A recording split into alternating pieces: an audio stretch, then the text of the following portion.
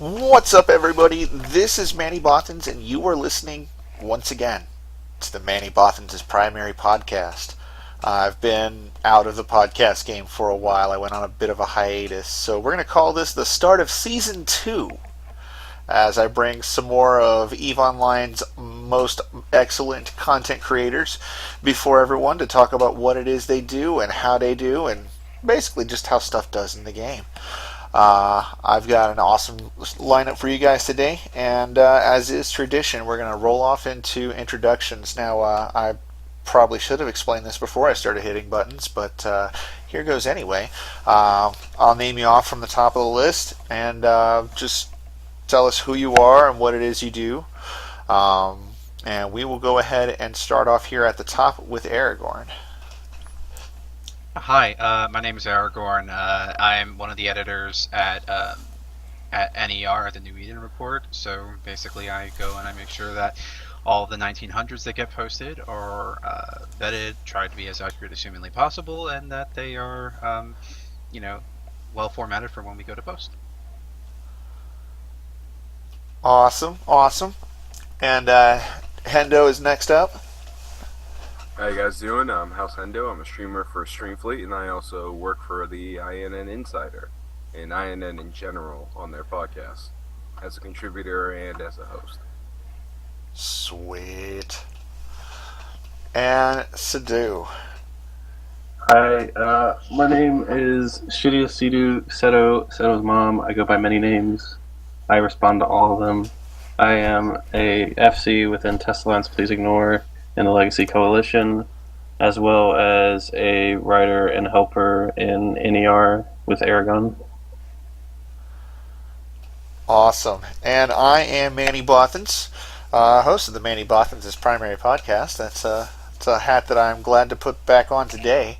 I'm a line member with Merrick Enterprises, flying with Just Let It Happen Alliance as one of their founding members, and currently crashing on the couch with some good friends who are awesome friends and will remain good friends because I won't sell out my good friends because they're good friends. Oh, speaking of good friends, I am so glad to be back up and running. It has absolutely sucked. My computer, the streaming rig that I typically do all the recordings and streamings and everything on, basically the machine in which my podcast lived, had a massive heart attack and died on me. It won't even recognize the hard drive from the BIOS. It's kind of sad. But I am currently working on getting a new machine set up in the meantime. I've cobbled together this, and it's a work in progress, but I've just been so eager to get back on the air that it's just been driving me insane, as a lot of the guys who've met me over at Vegas can attest. In fact, eVegas is... Oh, man. eVegas. We're going to go into all of that and more on today's episode of the Manny Bothans' primary podcast. But I did want to... I wanted to talk a lot about the New Eden Report today. It's something that absolutely fascinates me, and I really hope you get to tell us more about this here, Aragorn. How did you guys start off creating is it like weekly or nightly? I really need to keep up. Yeah, so when it was originally created and Hugh was doing it, I'm pretty sure he was doing it almost daily. I mean, there was a lot of content going on, but him and Kurt were the founders of the site, and they were going and basically collecting news that was happening around the different regions in New Eden, and then reporting on it. And like I said, it was basically as frequent as they can go and synthesize information and get it out there. They'd go and they have a 1900 up. In recent times, we try to push out ones at least 2 to 3 times a week. They are so awesome. It really... I like the tone that it has, you know. You see a lot of reporting in New Eden that is done, by the organization that was in the battle, or you get to see it from that perspective. And yes, that's awesome. Never stop doing that. People who are doing that, but you guys take it a step back, and you're always reporting as from the outside in, and giving it a very clinical feel to it that I really rather enjoy. Well, I'm glad that you enjoy it, and I think that for a lot of us, I think that that we definitely appreciate that people enjoy that kind of a format. I think at least from where I'm standing, if you're reading through a particular lens of a site, sometimes that bias that might be there when you're looking at a particular reporting angle of it sometimes gets in the way of looking at what otherwise might be some really good content. And I think that's like the nice thing about being the New Eden reporter is that we're relatively agnostic about who's the content creator. We just care about what happened and finding out that story. So I think that that's the most important part, and I think that that's what resonates with people when they go to read it. And trying to maintain that objectivity and trying to maintain that level of balance, I think is super important to us.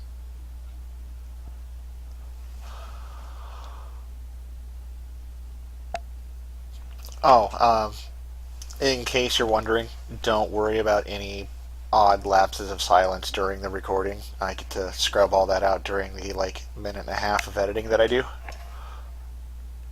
So Okay. there is that. Um, Typically, I'm also pumping a lot of filler in from the stream. People chatting with the stream. It's a really good chance for people and content creators to just talk to each other while I'm dying horribly in the background, which I should probably get to doing, which means I got to shuffle some windows around here. Yeah, this show, I have always have left this show unfiltered. It is creative glory, all that it is, which leads to some hilarious and embarrassing things that happen. And that's always awesome, isn't that right? Fuck, I missed again. Oh, fuck. Like that. So our friend here is doing a little boson ratting. Now we will not tell you where he is, and how many people are in local keeping an eye on him.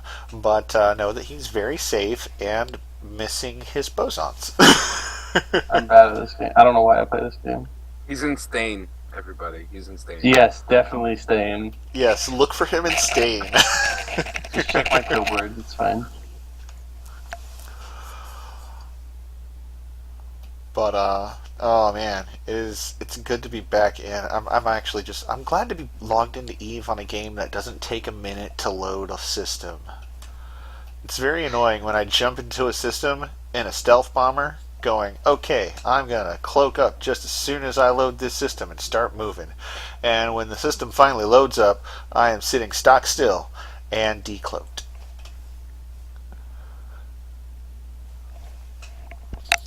What do you do to make your money? I want to know that. What do I do? Yes. It really depends on where we're staying at the time. When I started playing, at the very, very beginning, I actually wasn't interested in making money at all. I was one of those idiots who would, pump money into the game buying Plex and buy the shiny shit that he needed to do in order to do the things that he wanted to do. And at this point in time, it was providing orbital support for Dust 514 engagements. Dust. And, oh man, man. Missed that game. We have hope in Nova. We have hope in Nova. I played the alpha. Yeah, Was it good though? I've heard multiple things saying it was bad. Okay. Considering it's in the alpha, it was an alpha when it was at Vegas. It wasn't bad for being in an alpha. And it's not the entire game. They played a skirmish battle for us. People are giving it a lot of shit, and I'm like, dude, this is the most, doctored, watered-down version of the game CCP could have possibly rolled out. And a lot of people are treating it like it's the full release already. It's like, no, it's not. It's battle. It's all it is battle physics. Yeah, so, and from that respect, they did a good job with it, graphics and everything, so... I do want to talk about my experience. I was one of the volunteers at eVegas, and as one of the volunteers, and at one point one of the watchers for the line for the demo, I got to be on one of the first teams, and I chose to be the Logi. Now the match was a half an hour long, and it's 4 players versus AI Sancha drones that are coming in to om-nom your face and make you join the collective. and what you're doing is you're fighting on the surface of the ship, trying to keep them in and trying to keep the defensive points online long enough for you to drive off the invaders. I played the Logi dude, and I was fully into the role. I was like, I'm going to run around and repair suits and keep people up. And when I first spawned in, the thing that popped up in my hand was a grenade rifle. And I'm like, yes, because go ahead. yes, because there is no Logi. You grab the engineer. The assault class has the Logi mods. Ah, but you would be mistaken. I go 2/3 of this match, fucking popping grenades off everywhere. Everyone on my team is like, "Oh my god, the dude I was shooting at just stopped moving all of a sudden." I'm like, "Yeah, my concussives cause concussions." And about 2/3 of the way into the match, I finally figured out what the super special powers button is, and I pooped out a pretty potent Logi field. Because it's just a standard. It's just one of the regular hotkeys for the assault. You just drop a Logi module. So is Just heal up right up real quick. Is that game just going to be against NPCs, or is it going to be against player v player eventually? There should be player v player elements to it. They just like was said earlier, it was just the most basic version of the game. They wanted to show you what it would possibly look like. Yeah, it's most likely going to be like a 4v4 arena, kind of like Unreal was. To be honest with you, that's how it looks like they're going. Like it's going to be after they release it with the NPCs, they're most likely going to go 4v4, and then they might take it from there. Because I got to talk to who was it, CCP Conflict, a little bit about the game, and that's basically what the hints I got from him were.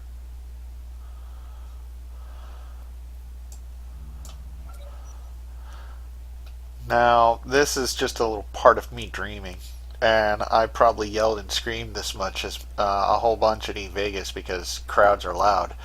But what I've always wanted to see is this thing that I've seen in a nightmare. All right, so it starts off rather normal. It feels like you're looking at a screen. You're playing Eve. You're flying a Titan. You're doomsdaying things and keeping your armor up, and all of a sudden, everything blacks out. You no longer see your ship or your user interface or anything. And then you hear a metallic clang. Bang, bang, bang.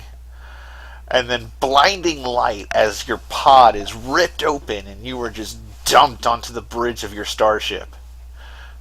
And you look up at shadowy attackers just standing in the light.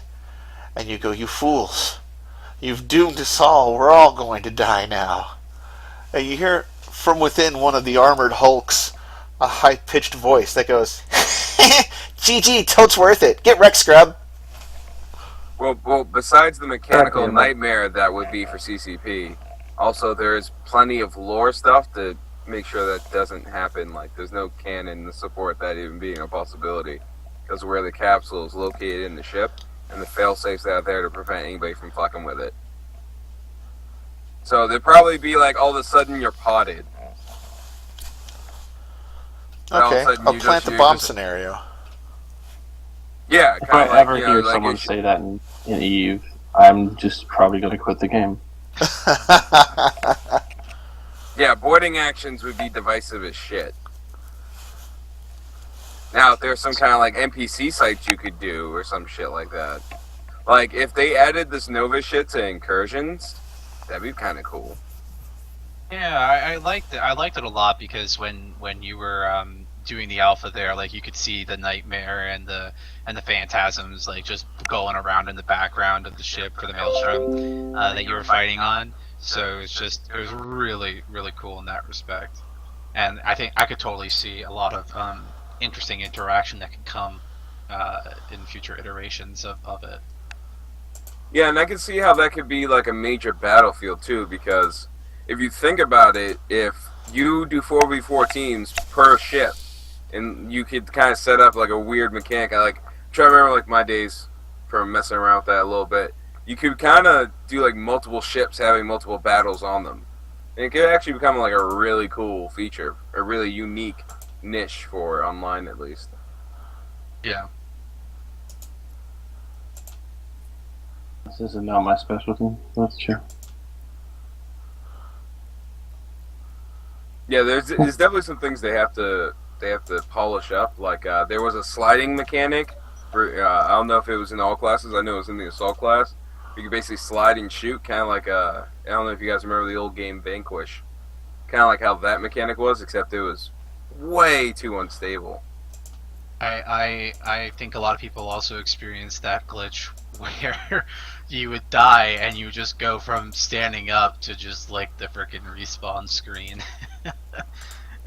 you would just like die and you wouldn't even know, you wouldn't move, you wouldn't have like the action of falling over to be dead or whatever. It would just be you like literally froze and then you'd be dead. Do they have a timeline on it yet? On the you're saying on for when it would get released? Yeah. No. They didn't have any timeline. It's still an alpha, so I mean, Technically, it's it doesn't still even got have a ways to name. go. Yeah. Technically, Project Nova is just a pseudonym. It's not an actual like project title, like a proper title for the game. So Yeah, they still have a lot of work and a lot of ways to go on that game, but it will be interesting just to go and see just where they go and they take it over the coming months. yeah, like we're probably looking at maybe like a year and a half to 2 years before full release. To be honest, That seems like a fair timeline, yeah. you know, because I defended the game a little bit too on a few other people's, like on Reload's video and stuff. A couple people tried attacking the game, and I was like, listen, guys, I played this alpha. This was extremely limited. They just got Mimitar down. Like they still haven't designed Amarian or Kaldari assault forces yet.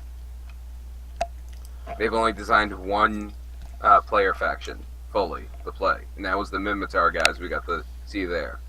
So any shittiness that look to the characters, you can blame on the fact that they're rusty shits.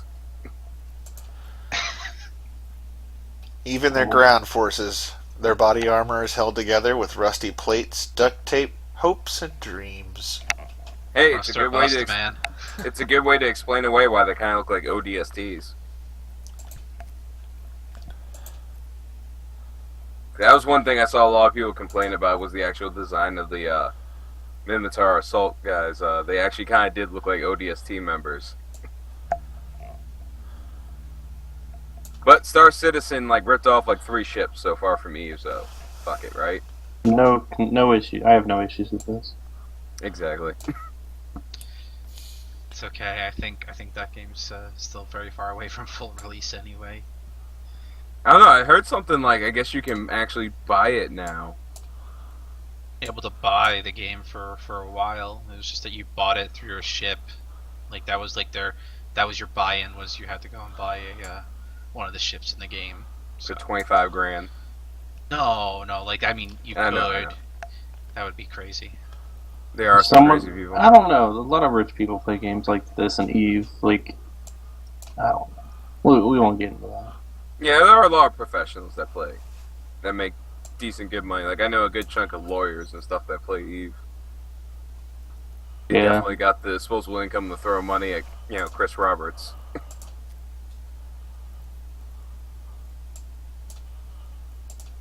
I don't. That's probably why I look more cynical at Kickstarter games. But there's a game coming out called Dual Universe, but that's a completely other thing.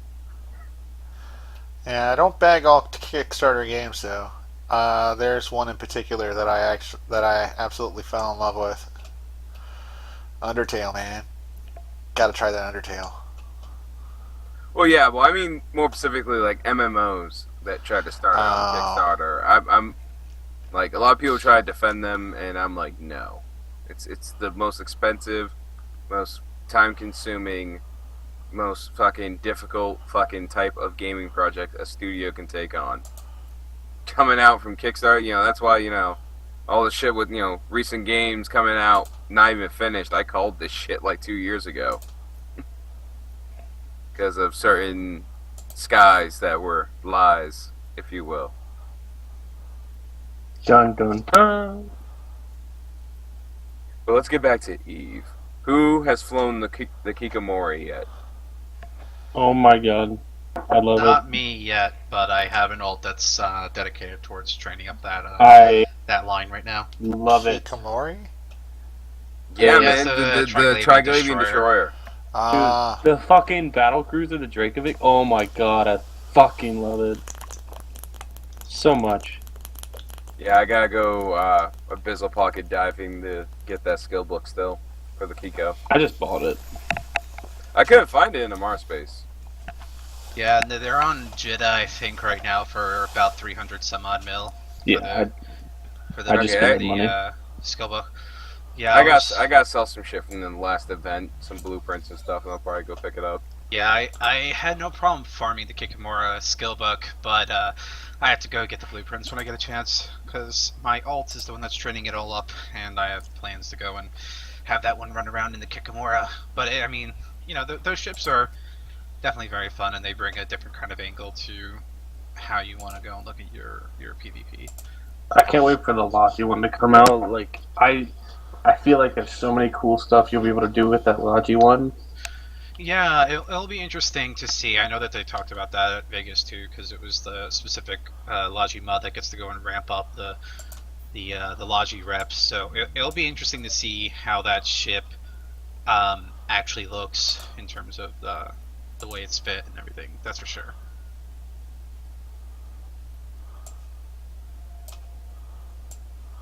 I'm looking at implementing them into some of the doctrines I'm working on right now, and they have a really niche spot, and you could like in a 50-man fleet, if you're like 2 or 3 of them, it helps a lot. Like not even just Dracovics, but like just a regular like Lishak and what's the cruiser one? The Damovic? no, Damovic, yeah. Yeah. Oh yeah. Yeah, I really like them. So even just only 2 or 3 of them, they actually give you guys a really good DPS boost. Yeah, they definitely do. It depends, again, as to how you want to go and fit it up. But So if somebody had like 10 or 15 of them in a fleet, it'd just be OP as fuck. I think that Init was the first one to run them with in fleet concepts. They added like 2 or 3 to their Stuka fleet, and it was Stuka fleet's just their version of Boosh bombers, which if you don't know what Boosh bombers are, it's just bombers that get boosted around by Pontifexes and Maguses, anything that can boosh, and pretty much like they implemented some of them. I think like 2 or 3 of them into the fleet, and it made it to where they killed capitals so much more faster. Instead of waiting for the torps to land, like the DPS spin up was good. Apparently, they're gonna give it a month, and they're gonna go to a full like Damovic or the frigate, or probably the destroyer one actually. well, A full doctrine to it. it'll be interesting to see how that is, because I think even if you had tracking computers with long range for the Kikamura, it's like something like 40-ish kilometers you're working with on a Kikamura. They likened it to like a Cormorant, but a Cormorant has a lot more range, and so does a Talwar. But so it'll be interesting, because they got to be careful with how they fit the Kikamura. But I mean, like concept. the bombers now only shoot out to like 50 anyway, so it's only like 10 less. Like if they play it right, and they're good at their Stuka and boost fleets, they are very good at it, then they'll be fine. But I feel like if you implemented a whole doctrine to it, that would destroy the market right now. It's not stocked enough at all.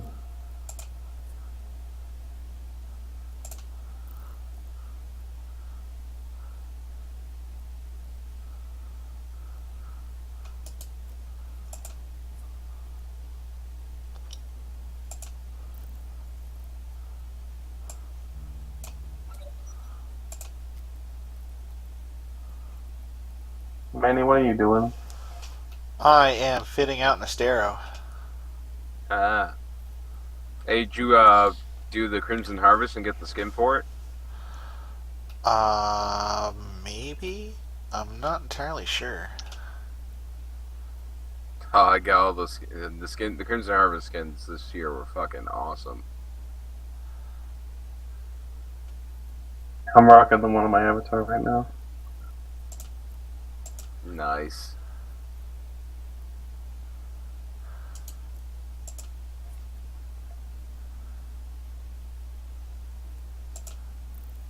Anybody try the frigate fleets and the abyssal pockets? How'd that go down? I personally have not gone and done it, but I know that that AT ship was used in the PvP Abyssal Space not too long ago, and it owned a War Eagle, so rip that guy. The Abyssal PvP is really cool. I've done it once or twice. But the 3 frigate one, I've had the trio one. I know that there's a group of people in test who do the trios, but I've yet to talk to them about it. Yeah, I don't know how that goes, and I mean, I'd definitely love to go and catch up and talk to some of the people that have been running the three-way sites, because that would just be good to see what their take on that new gameplay is. Yeah, because I haven't got a chance to meet up with anybody to go do it myself, so I was just curious. Anybody else got a chance to go do it? Anybody at least try that Thunderdome aspect now? That 1v1? I didn't make it to the Thunderdome part, and I have yet to try to get. I spent too much money on the ship, and I failed horribly. Let's not go into it. Don't go through my kill board. You'll be very sad. I got the saddest kill board in this game for as long as I've been playing, I'm pretty sure, so... I made it to the 3rd room and then just like couldn't kill anything in the 3rd room, so I ran out of time and blew up. I saw the arena gate. I was approaching it, but I couldn't kill the damn fucking frigates. They had murdered all my drones by the time I got to the final room, so I was just like, well, I can't do enough damage with just my missiles, so... Yeah. Oh, what, you in a Gila? No, I was in a... Oh, what was it? Hold on, I got you. One sec. Demos. Ah, okay. I usually go in there with like a Vexor Navy issue. Yeah, Can you do it in a BNI? Can you do the whole thing? not level 5s, but you can do the lower level stuff. Isn't it just... I did a level 3 and I died. Alright, it was really embarrassing. I did a level 5 in the Gila, and I don't advise it because it was embarrassing for me, because you know these when you go and you do the Triglavian site or whatever, it goes and it leaves like the little beacon behind that you can get scanned down on, and of course in my infinite wisdom I decided to go and do this in wormhole space, so it's like that was a very bad combo to go and do abyssal sites in wormhole space, and then just see I had an ult that was in the system looking at it, and the guy renamed his ship to Gotcha. I was like, oh, alright, well this I was half tempted to let this site run out of time, but I was like, whatever. Yeah, that's fair. But yeah, I mean with the right ship, and the right fit and implant combo, I mean you can do the sites. I know that they mentioned that Vega's trying to go and reduce that cost to entry to go and do some of this some of the sites, but I mean if they did something to go and impact that, then I have yet to see it, because what I had to go and buy to do that T5 was a lot of fucking ISK. Well, T5 should cost you a lot, to be honest with you. Like entry level are the T1s and 2s. Yeah, you know, so if you're getting up to a 5, you either gotta earn that shit through grinding through the 2s and 3s, or you gotta put up some money. yeah, well, their point was that they wanted to go and reduce the barrier to entry, because they showed in their graphic that doing the T1s or whatever, which in terms of the relative profit that you'd make on doing those is low, your cost barrier is low, but like if you wanted to go and do those higher end sites, your investment had to be really, really high. So I know that was something, a point of emphasis that CCP wanted to go and try to address. But I think I spent 800 mil on it, and then plus like implants and boosters came out to like a bill for level 3. I think they just want people who don't have as much IS, like new guys getting into it more. absolutely, yeah. I know my ship was like 2.2, and then we won't even go into what the pod value was, because that was a really fucking expensive pod. I'm trying to remember how, because I don't have my Vexor right now. So I have Vexor Navy issue. I was streaming with it, doing 2s and 3s, showing newbies how to do it, because I know Navy issues are still accessible to alphas. I think they're gonna stay accessible. Yeah. Yeah. Yeah, I don't think that's going to change, but I know a lot of them are trying to go in with like T1 frames in the abyssal pockets. We're just getting their asses handed to them.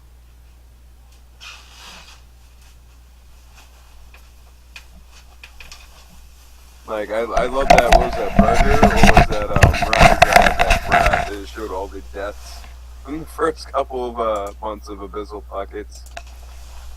I remember that graph. That was a good graph. Oh, that was straight up lemmings, man. It was a lemming graph.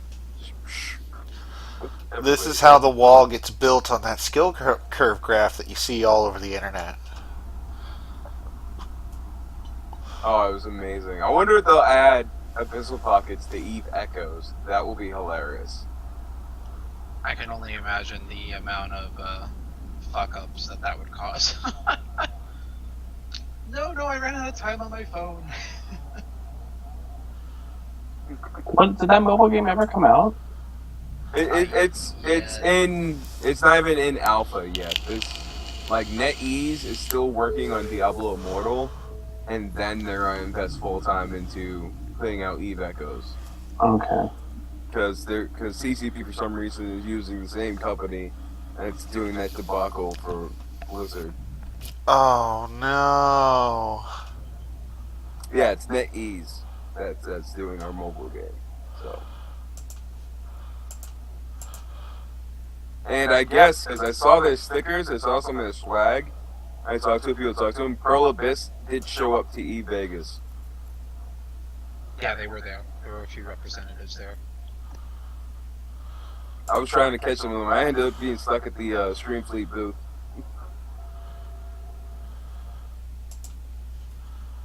I wish I could have gone to Vegas. Next year, you could have gone to the test party going on at the mansion. You missed Dude, out. I got so many invites to go. fucking I really dope. wanted to go, but I'm living on a college budget, man. It sucks. I mean, wish I'm I could have on gone to VA that budget party. right now. It's doable. Yeah, we'll see, man. I mean, if we, hopefully we're able to go and budget it for next year. It's always a good opportunity. I got to go meet up with some of my alliance mates and court mates, and it was cool to go and meet some of the people there for sure. It's just a good experience like that when you get to go and meet up with people, and I got to go and chat with Celine at the bar on the opening night for E Vegas, so that was a lot of fun too. It was just a really good environment to go and meet some really top-notch people. I would love to go. Like, that's one of my goals for next year. Go to E Vegas. Yeah, and Test have some really good barbecue cooks. Alright, there's some bomb burgers at that Oh party. yeah, I've heard. Some burgers were bomb. Somebody got their hot girlfriend just running around in a bikini. It was a good time. I think I know who you're talking. On my last day of E Vegas, we went to Hell's Kitchen, right across the street, and we got to go and have like a really good dinner there, and then we got to go and take a picture with the chef who won from last year. Did you have beef Wellington? I personally did not, but a lot of the Good people shit, at our man. table did. The reason I didn't have the beef Wellington was because they only cooked it medium rare, and that was just a little too much for me. I don't like my steaks cooked that way, so. Yeah, I'm more of a otherwise- medium well guy myself. I feel. Yeah, so I'm I a heard well that, I was done like, dude. You're breaking my heart right now.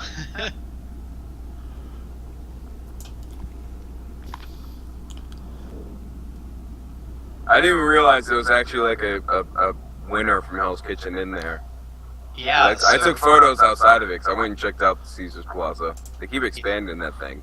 Yeah, so we went in there, and she happened to be around, and I was there with a couple of guys from PL and from Pandemic Horde and from my corp, and it was a really good time. And we just asked. We were like, hey, we watched the show. We knew that she won.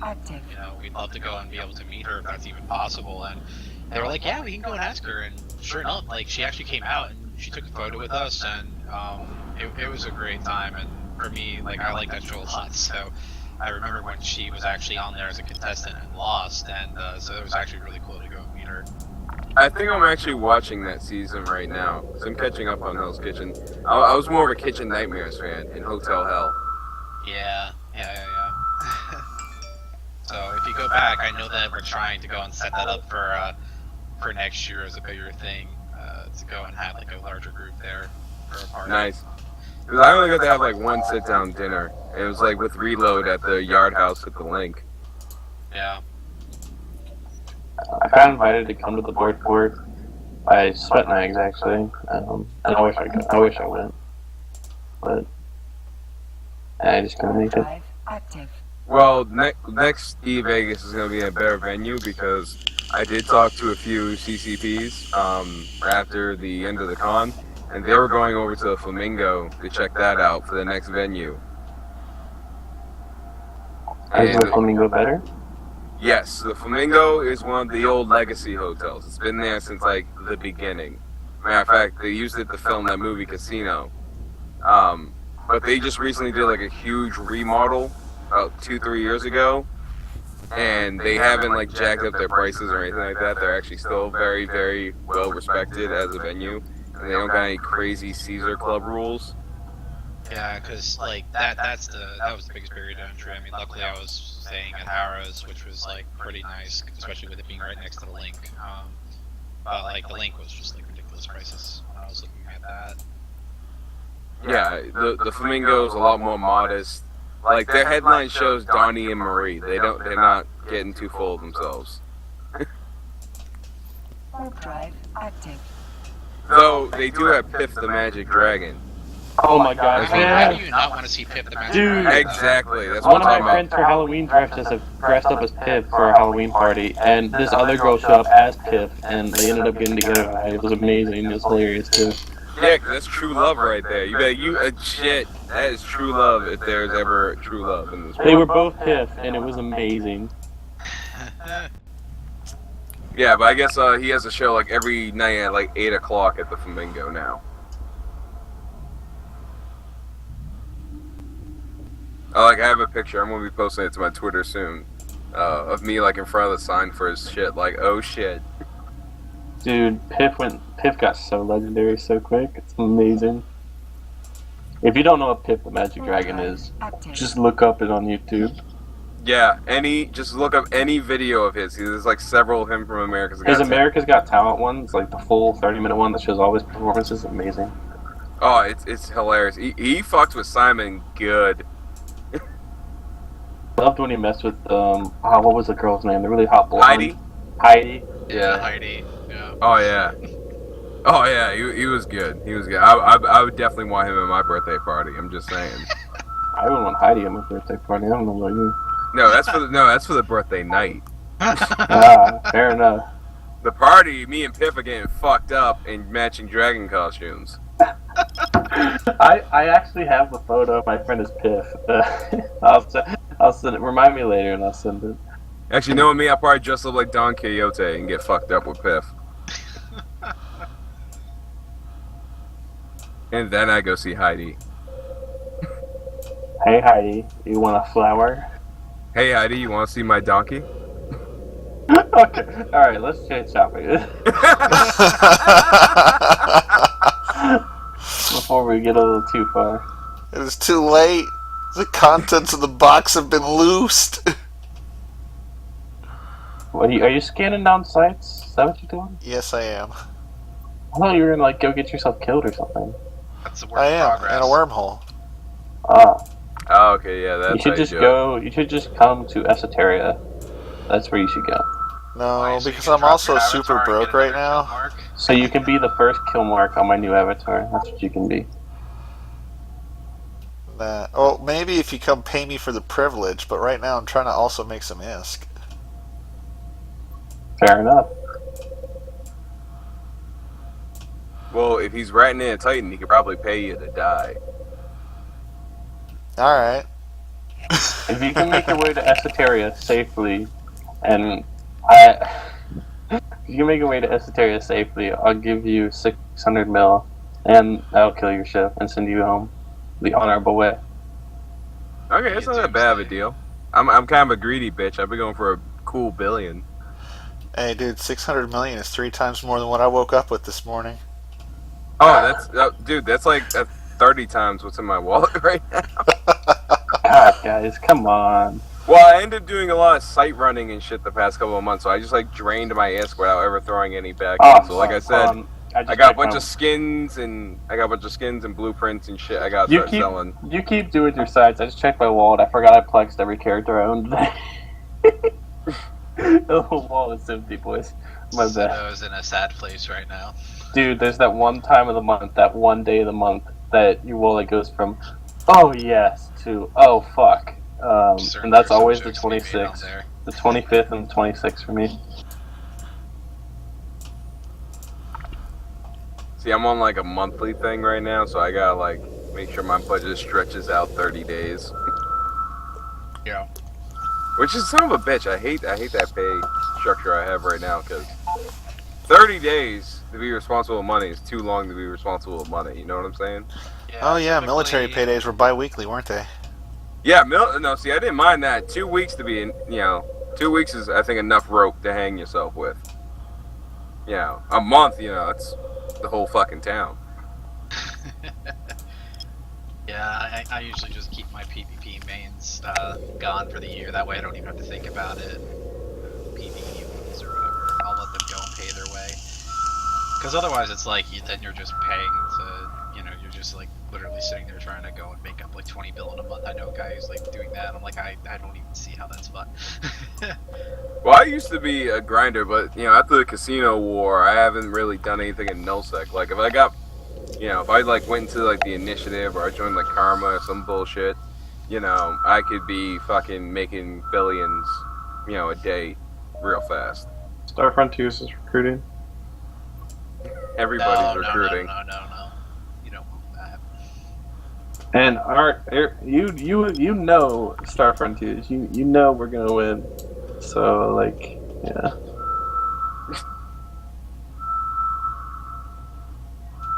I don't like the name. Star Frontiers? Oh my god. My CEO Argus was supposed to be here tonight, but he's PM'd me saying real life stuff came up. And he would be smacking you left and right now. Star is Born is a better name. No, Argus, Just let it happen, bro. Dark Star Endeavors. What's up? Argus is like a great guy though. He said he'd make the next one, and that'd be awesome because he's just a great people person. That's why he's good at this game, because he's a good people person. Star Frontier just sounds like an expansion to Wing Commander, though. That's just... Wing Commander, Star Frontier. It does, doesn't it? That sounds like a fucking Wing Commander game. Like, I love Wing Commander. The books are pretty cool. The Freddie Prinze Jr. movie sucked, but, if they just named it anything else but Wing Commander, it would have been a decent movie, let's be honest. Because the cat people were pretty fucking awesome. Like, they went, like, from looking like Mufasa in the fucking games to being scary as shit with glowing eyes in the movie.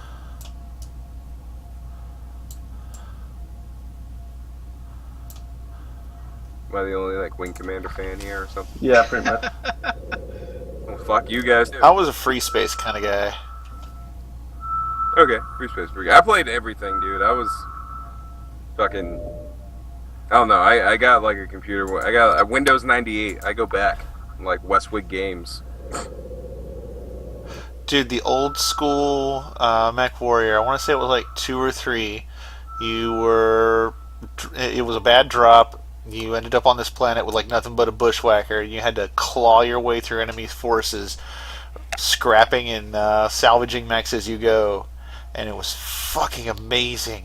I can't find it anywhere anymore. House Stainer for life, bruh. Warp drive active.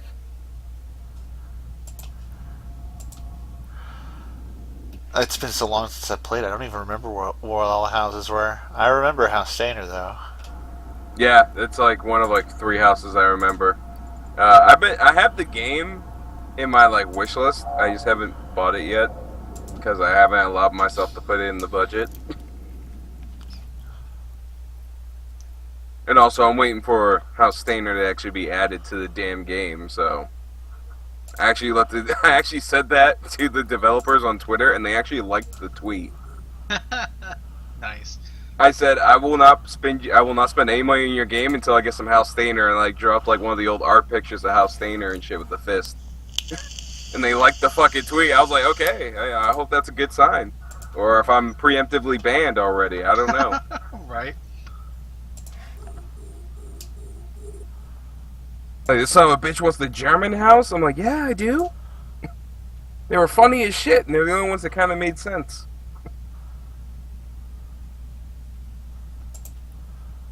Like, I don't know, everybody thinks Japan's gonna build the Gundams. I'm saying Germany. No, fucking no. It'd be Russia first. Guarantee it. Russia ain't gonna build that shit. Russia's gonna, like, pretend they're building it and then fuck it up. I mean, you see what they're gonna do is they're gonna go and politely steal a Chinese person to build it for them. Oh, Say then it was them all the it time. definitely won't work. It definitely won't work, man. They can't build shit. So, like, you know, this is a little bit off topic, but you know how, like, I go by, like, Seddow's mom, City Cedo, like, all these different names, because I have all these different characters, and no one seems to be, in the whole fucking alliance, even Pro God, doesn't seem to be able to pronounce my name correctly. Oh, pro god. So, literally, when someone PMs me and spells my name correctly, with a capital letter, you know something's wrong. I just got that PM with Seddow, like, just Seddow.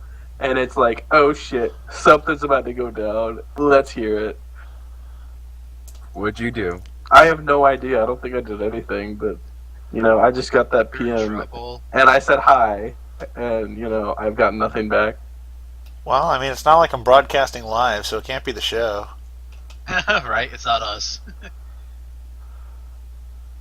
Unless, you know, I saw Minority Report. You never know. It could be a thing. What the fuck is... Huh? What? Minority Report. You never saw that Tom Cruise movie? It was like the last one I ever paid for. Might have been before his time, so. Ah, okay. That was literally the last Tom Cruise movie I ever paid to go see. Everything else, I don't want to try. You mean you didn't want to see more Mission Impossible movies? Fuck no. I mean, Like, I how like many times everybody- can Tom Cruise not die? I like everybody else on that cast except him. Right? I like the British dude. There's so much more that they have. Oh yeah, Simon Pegg.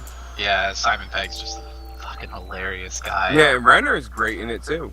Actually, you know what was better was when they had Tom Cruise. He was on James Corden's show, and they had James Corden going and jumping out of an airplane with Tom Cruise skydiving.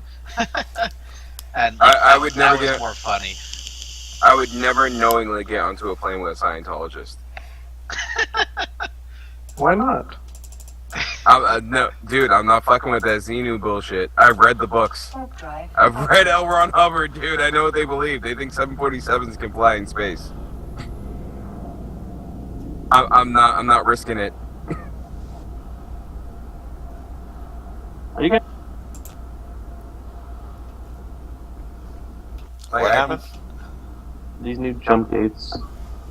Oh yeah, the Anaplex. What were they Anaplex? I'm just still calling Hands them. and legs jump. I'm still gates. calling them jump gates. Like, Jump they're jump bridges. gates.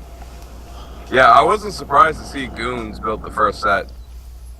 It's like, okay, it's not surprising that Goons built the first jump bridge. It's not surprising that a renter built the first Sino jammer. I was So- like, this makes sense. This is all on board so far. Yeah, Tess built the Sino, built the first Sino, Goons built the first gates, Renters built the first jammers. Right? It was fucking perfect. It was almost. It was the only thing funnier than when Citadels came out and Fozzie said it would be a year before we'd see the first Citadels. Anybody else remember that shit? Yeah. Oops. I'm sorry, Fozzie can get mad. I'll give him a hug next player meet and buy him a beer, but that shit was funny. He was like, yeah, I think it's gonna be like a year before we see like the first Citadels. I'm like, motherfuckers have been saving minerals for years for player made stations. What are you also the fucking EVE smoking? community. Like they don't even hesitate. Like think about that. Those jump bridges and everything only just came out, and within 24 hours you already had them already built out. Like that's the kind of thing. No, you didn't, because the requirements require abyssal shit, and the BPCs are like fucking 300 mil in the market now, and it costs like $3 billion to make, when in total it should only be like $1.2 billion per gate. It literally took 2 fucking weeks for us to get the first one down, and we only have like 6 fucking Sino beacons up right now. I don't even know how many fucking gates we have up, if any, but literally the fucking changes get removed tonight. Like, the old bridges and shit gets removed tonight. And I don't even think we're close enough ready to fucking jump that infrastructure hub. I thought curve. that was interesting that they went and they included. That was like a dirty trick to have abyssal shit inside the new Ansiflex structures, right? When I saw that, I was like, oh, they're really trying to force this abyssal shit down the throat.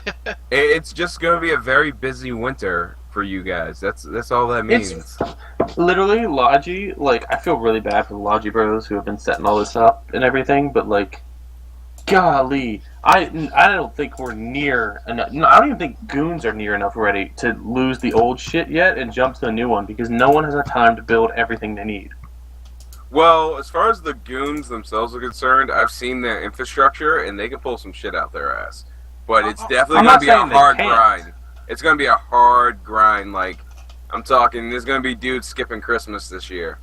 It's that, and also, like, jump bridges and Sino beacons are huge for infrastructure, especially in your home system. Like, and you're taking them out now, the old ones, because no one has set the new ones up yet or had the chance to. Like, oh my god, you're going to shut us down all winter. Yeah, a 2-week grace period was all you got, and I mean that market is nowhere near seeded enough with the abyssal stuff to. I think they're trying to stoke a war again. Like, it's gonna cause like people to like gate or just gate camp in systems now again, because there's no jump bridges, so freighters have to gate and all this bullshit.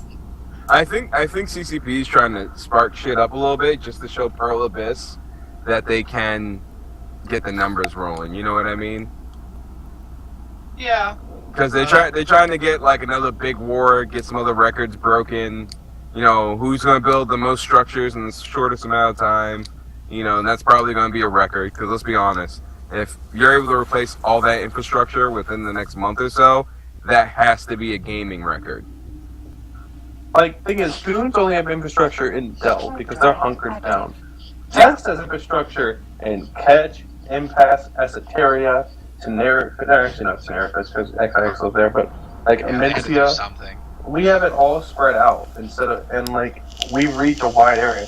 We calculated it because the things give us no fatigue. We can go from ESO to Kedge staging in 3 minutes. We can move everyone from Esoteria to Kedge staging using new jump bridges in 3 minutes. Maybe CCP wanted to break y'all's ability to do that. No, with the new stuff we can.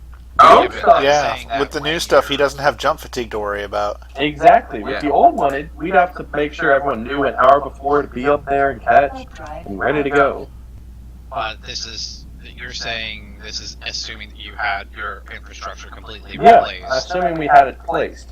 Right now, I don't even know how close we are, how far we're done, because every time I right-click in Esoteria to jump to new shit, I always have to use the old beacons, because the systems I need to jump to do not have the new ones.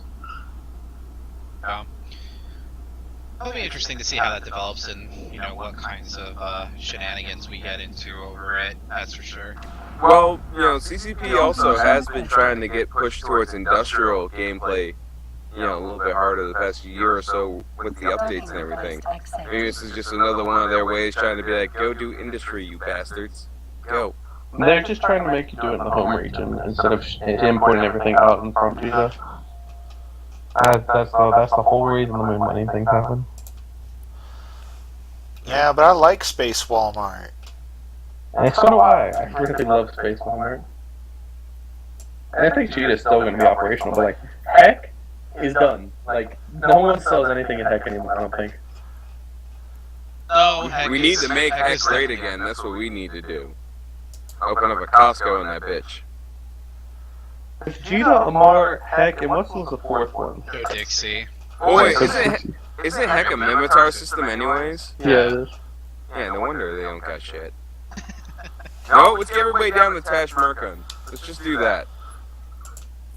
Yeah, it's certainly with trying to force localization for production and everything like that, which is definitely something I could see as a reasonable purpose of doing that kind of stuff. Like that's no surprise. It'll be interesting to see how that goes and impacts markets if it shifts where you'll see other ones pop up as a result. I think with like big entities like humans, and where they have a role where you can't export anything, like they have enough people to fill out all the roles you need. So there's the people that ice mine, there's the people that ore mine, there's the people that do abyssal sites, there's the people that salvage. And these smaller groups, you don't have enough numbers like that to do all that. So you have to ship stuff from Jita. Like you can't. Yeah. Like Test is lucky enough to where we're big enough to where we have people that do everything, and we connect builders and stuff together, so everyone's connected and everything. Like smaller groups like that don't get that luxury. No, and I can attest to that firsthand. I've had to deal with logistics for small groups and seating and everything like that. It's extraordinarily hard and strenuous for small groups sometimes to go and get the kind of seating that you need done. I'm thinking that's probably by design, because if you look at the game map right now, politically, it's been pretty much stagnant. You know, like we had the casino war, and that shook some shit up for a little bit, but it's kind of gone back to the same old, same old. The same big alliances coming back and going out. So maybe they're just trying to make it a little bit harder for the current standing alliances and make it hard for future alliances to get so crazy until, like, the market and, the resources can catch up within probably a year or so.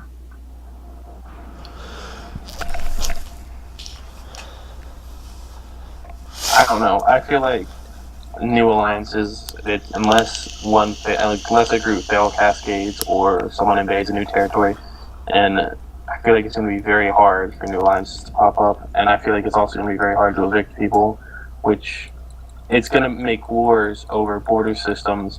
These big wars now are going to be focused on like one or two systems that border them instead of the whole region or something. Well, yeah, I mean, like, yeah, that's I think definitely very accurate.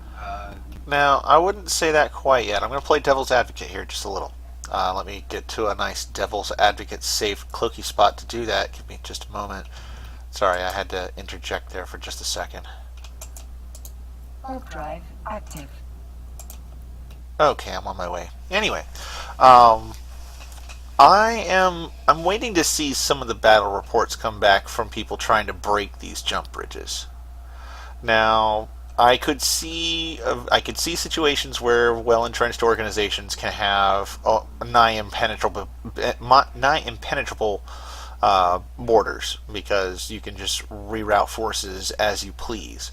But I would be very interested in seeing how easy these structures are to actually destroy. I mean, we've seen the presentations at eVegas, and we know that they're not the beefiest structures out there, but they're also easily placed within, like, say, firing ranges of citadels and stuff like that. So I'm just waiting to see some of these after-action reports of people trying to break these bridges before I start, getting on the woe train and decrying that new alliances won't have a home until something changes.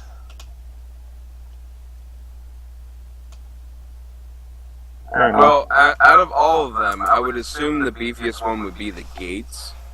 I can see the jammers and the beacons being kind of easy to pop, because it would make no sense to make them ridiculously tough. But gates, I don't know, because technically they're messing with quantum physics there, so there would probably be some decent shielding and armor on them. It might be more of a grind to pop those than it would, per se, be the jammers or beacons.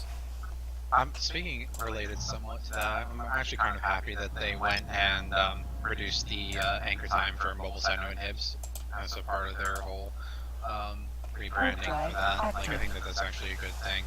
I completely agree with that. It'll make work running very easier.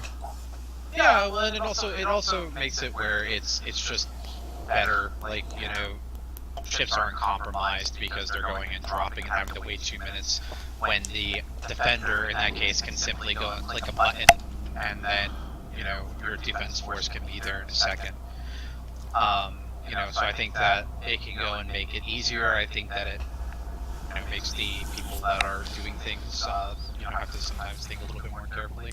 So that I think is a nice positive for the mechanic. So I'm actually happy that they reduced the anchor time on it.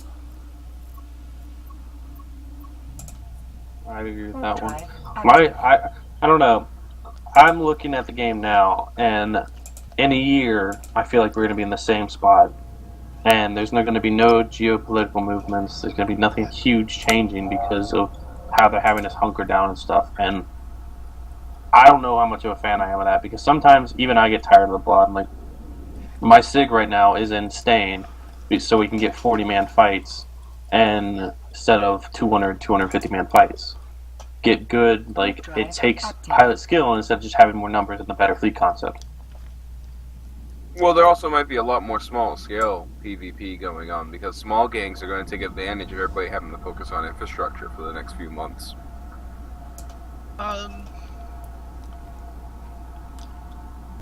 Yeah, I can see that to an extent. But I definitely agree, like, where it's hard sometimes to go and get that content if that's the way that the big bots are going to go and perform. So you have to get creative about how you're going to go and search for it. So I know, like, we utilize cloaky camping and a lot of blobs through wormholes, rolling a lot of stuff so that we can go and just kind of add in some element of surprise. That way, we can go and enjoy it and have like a better fight more likely. Warp drive active. I think that, as fun as it was, being at HTAC 5 is not that fun. Like there were some memeable moments for that Keepstar, but like I did not enjoy sitting there for 4.5 hours. I enjoyed moments of it, and I get how and why big fights that are going to happen in EU. But I missed the fall sub 100 man, no giant capital blob, super capital blob versus the other. I miss those kind of fights. Yeah. Versus sub cap, 100, 150 man, where no tie-dye, it's all about speed and pilot skill. Yeah, I definitely enjoy like those kind of fights where it relies on pilot tactic and strategy and being just spatially aware for the SC's perspective. I think that when you have that kind of a situation arise, that's more fun for you as an FC. It's more fun for the pilots that are involved in the fight. It's adrenaline pumping, right? Because like there's so many factors that you have to go and think about in a non-tie-dye situation, and have like these quick flash decisions that you have to make. And that's what I always enjoyed about like the FCing in that smaller environment. Sometimes you get to really enjoy that. Yeah. Yeah, and also I'm sure there's going to be a few alliances. They're going to try to throw some Hail Mary type of wars during all this. I can see a lot of very interesting things, especially with the way the gates work. Like somebody's going to figure out how to make beachheads like an actual thing pretty soon, and it's going to get very interesting. Well, I mean, we've done it in Origin in the north. Once a day, we can form 300 people in the north. Once a day, while defending everything else at home successfully. Nice, see, so it's already started.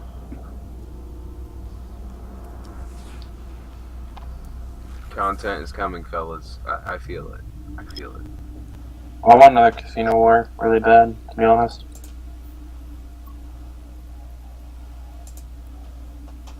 I don't know if we get anything to that scale because, certain factors are not there anymore, but you could probably pick some shit up. If you get mittens going, we can get some shit done. Yeah, I think that was the disappointment for last Great War that we had going on with the everyone versus everyone, or the War of the Extinction. I don't really know if Reddit ever settled on a name for it. The last war that Goon had in the north, it was part of the terms that was now going to forever be called the Casino War. So with that most recent one that we did, where it was Test and Frad and all those people, like that one, I think fell well short of people's expectations. Reasons. I know ProGod did a entire long post about it. That's definitely worth a read. Read that yet?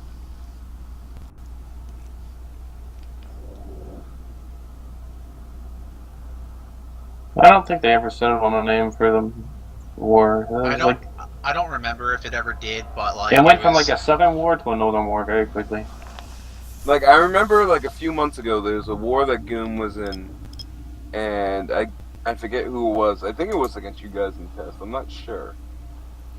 But, no, I think it was against Pandemic, and I guess part of the conditions was, was it going to be called World War B or the Casino War? And I guess since Goon had the upper hand, they, forced the conditions, so I guess it's now officially the Casino War, unless you want to get war decked. Well, there's still war decks. Warp drive active. Speaking of war deck mechanics, I hate war decks. Yeah, me, Random, and Noisy Gamer were talking about them at E Vegas. And, there should be a mechanic where you should, at least if you're also in high sec, there should be like a approval process that you should be able to like throw a monkey wrench in. Be like, nah, I don't feel like fighting. At least for like high sec and Care Bears. And like there should actually be like a penalty for like over war decking. Like there actually I should be could see caps on that. it. I already have names for them. So let's say, for example, you're a small, maybe 5-man corp in high sec. You do a little mining, a little ammo manufacturing. You're not really big potatoes, but Marmite decided you're on their shit list for some reason or another. Let's say they declare war on you. I wouldn't be opposed to there being a exemption fee that you pay to Concord and say, hey, we're just 5 people. Here's, maybe a couple $100 million. Tell them to leave us alone. Or maybe like a war crime mechanic or something like that. You want to keep war decking all the small corps, maybe, you end up on Concord's shit list for a few months and your whole fucking outfit got to go up to low sec or null. I would say for organizations that just do nothing but war deck, if they have their war deck log full or if they do like more than X number of war decks a week, I would say open them up to the possibility of being criminal. Yeah, that's what I'm talking about. Like something Flagged for criminal status so that anybody can engage them. Yeah, I just think there should be like a timer on it. Not like in general, like this, co-op is permanently criminal status. Like, okay, for the next month, you guys are assholes. Anybody can shoot you. No Concord help whatsoever. No, I would just say, as long as you've reached that critical threshold, you have X number of war decks active that you are the aggressor in. You're criminal flagged until you have fewer aggressive wars currently ongoing. It would encourage them to sue for peace when some of their currently active conflicts. Yeah, true. I was just thinking like more of a review process, for each individual kind of like alliance or war deckee, if you will. Like you can actually file complaints against a corporate alliance, not have it be like automatic because your war deck queue is full. Like you actually got X amount of complaints, and they're valid. So now you're on, your whole corp or your whole alliance is on criminal status for the next month or two. Yeah, that could be cool too.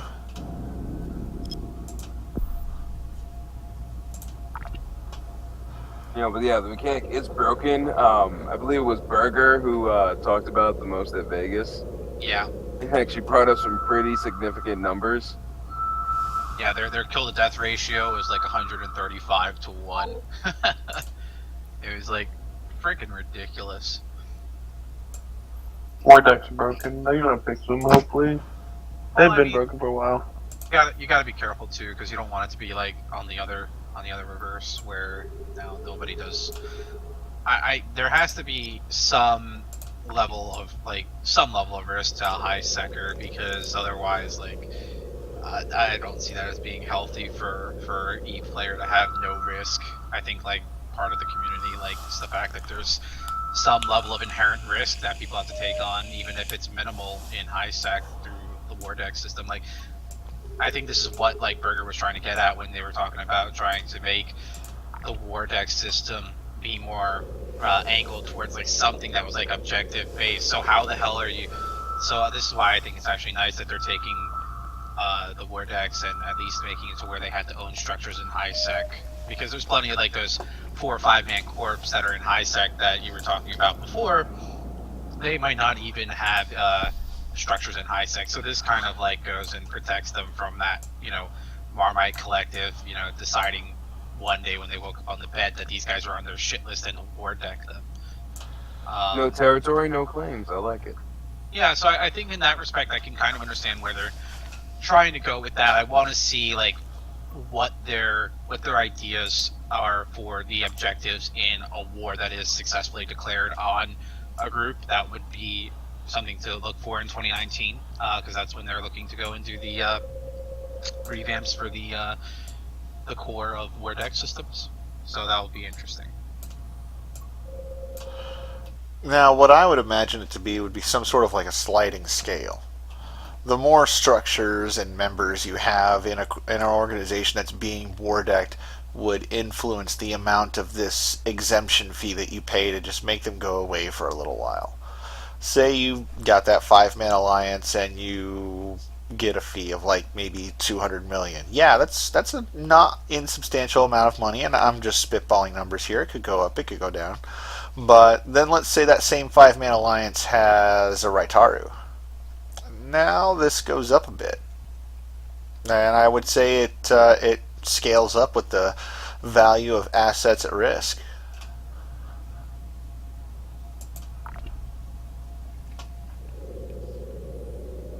Yeah. I mean, I don't know how they're gonna do it. I just don't want it one-sided where all these Care Bears, the Care Bears need a way to defend themselves too. I hate saying it, but they do. Yeah, they do. That's why I like, that's why me, Noisy, and Random were all throwing our different ideas at Vegas. And I kind of came up with that little war crime mechanic I was just talking about. Just a way to, kind of get the abusers highlighted by Concord, or at least, have them. Yeah, exactly. Like I said, you want to go and do it again. At least from my perspective on it, you don't want it where it's zero risk to be in high sec. There has to be some risk into doing anything. Otherwise, again, like I said, that's not healthy. People just like I don't even know what the fuck that would even be called, because they would just become even more vegetative than they would probably already are in high sec. I think that would be called dead. So that's not a good place that you want the game to be in either.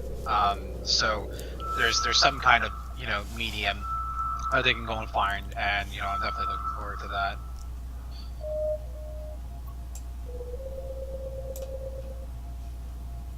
Yeah, and Burger's really good when he takes on projects like this when it comes to balancing, so I'm not really too worried. Yeah, no, I'm not worried about it. I'm sure we can take care of it. Yeah, the dev team that the dev team that was putting themselves out there the most about war decks, I kind of really trust with this issue. Like, it actually seems like from who it seems it is, like at least the ones that are speaking up, I think it's in good hands. Oh, I found a wormhole. Things could get dangerous. How long did that take you? I don't know. I ran into one of those secure ghost sites and decided to do a little bit of that until all the battleships showed up, and I was like, peace out. And now I'm back out, and I just found me a wormhole. You get anything from the ghost site? Some Villard wheels and some data that I couldn't make use of, so I sold it. I ended up making about 25 million ISK out of it. Have they tweaked those at all since the Rubicon release? I'm not entirely sure. I never really tried to run them, but I figured this time around if I got blown up it would be funny. That's something they should do. They should go back to ghost sites and add some more shit to them. There's been plenty of stuff that's gone on in game with the pirate factions to beef those up a little bit.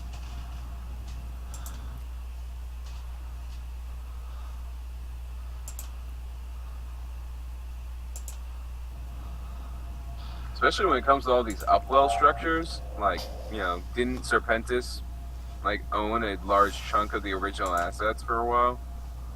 Warp drive active. What do you guys think about structure proliferation? Do you think there's going to be a point where every system just has the same amount of structures and it's just unbearable?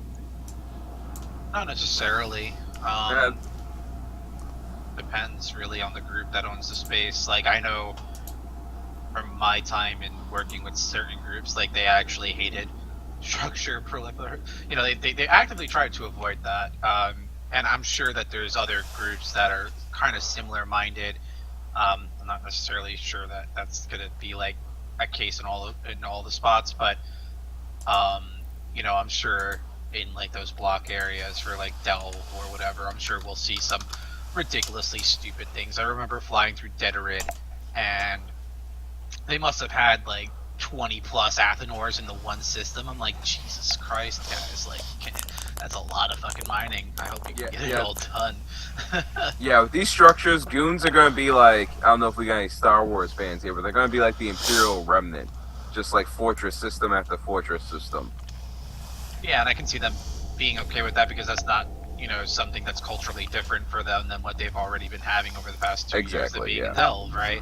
That's kind of culturally been what's been there. So for them to see another, highly dense system, that's not going to go and raise any eyebrows. But like I said, with like in the case of the one group that I was working with in Nullsec, it was like, do we really need fucking more than one Fortizar in the system? No, not really. You can go fuck yourself and not enter that, please.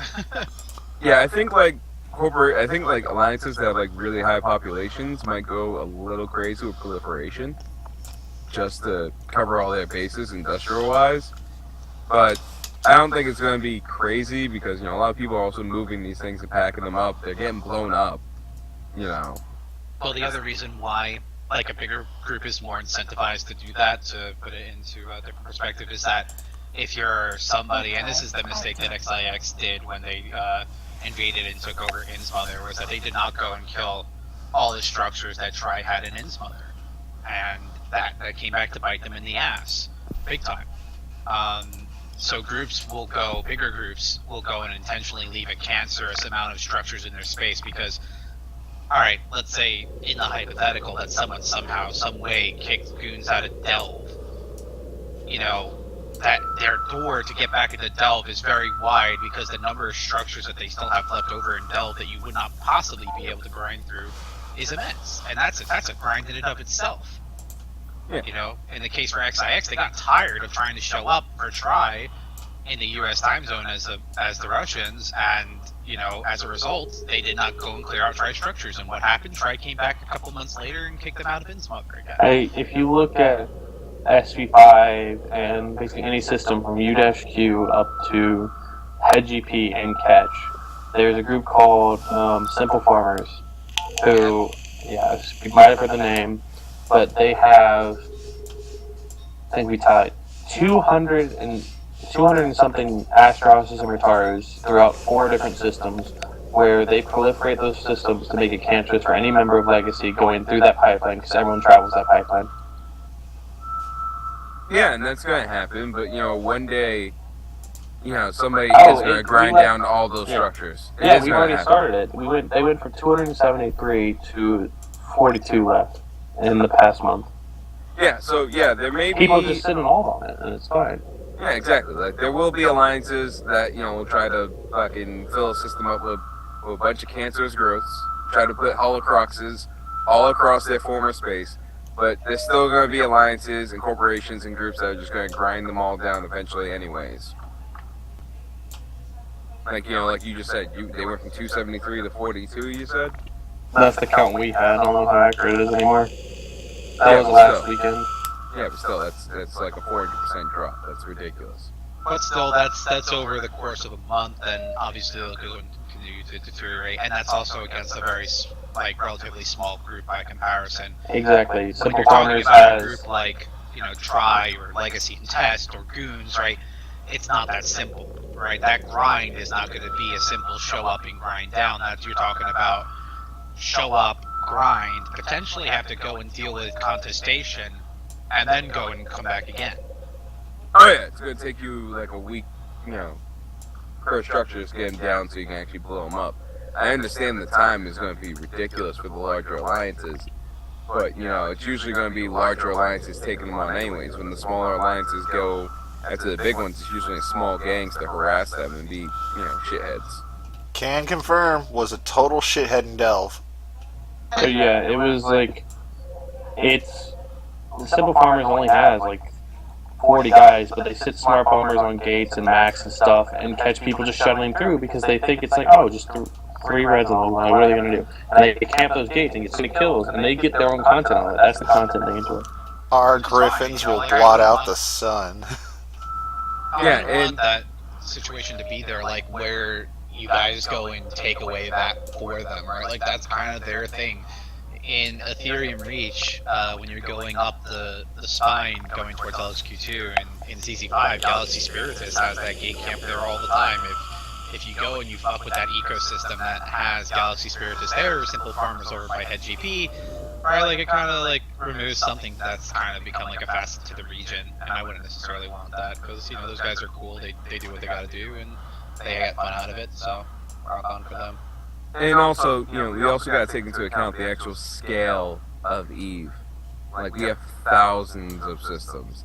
Like, yes, a few hundred may end up being proliferated as hell with structures, but, you know, it's not going to become unbearably, like, dense and cluttered. And, you know, there's still plenty of regions that are on the map that we don't have access to that they're going to open up eventually. And oh man, I want to go into Jove space so bad. Me too. I lived right next to it in Branch for so long, I was like, I just want to go in there. But, you know, and then they're going to add new regions. Because, you know, with Pearl Abyss money, and the plans they have to expand the brand, like, you guys know they have trading cards and shit out now, right?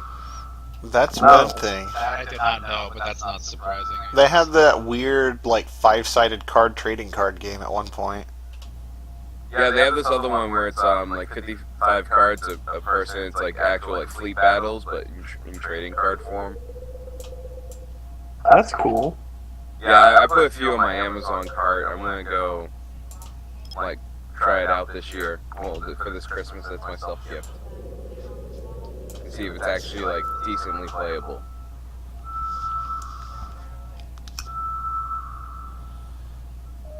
I don't know.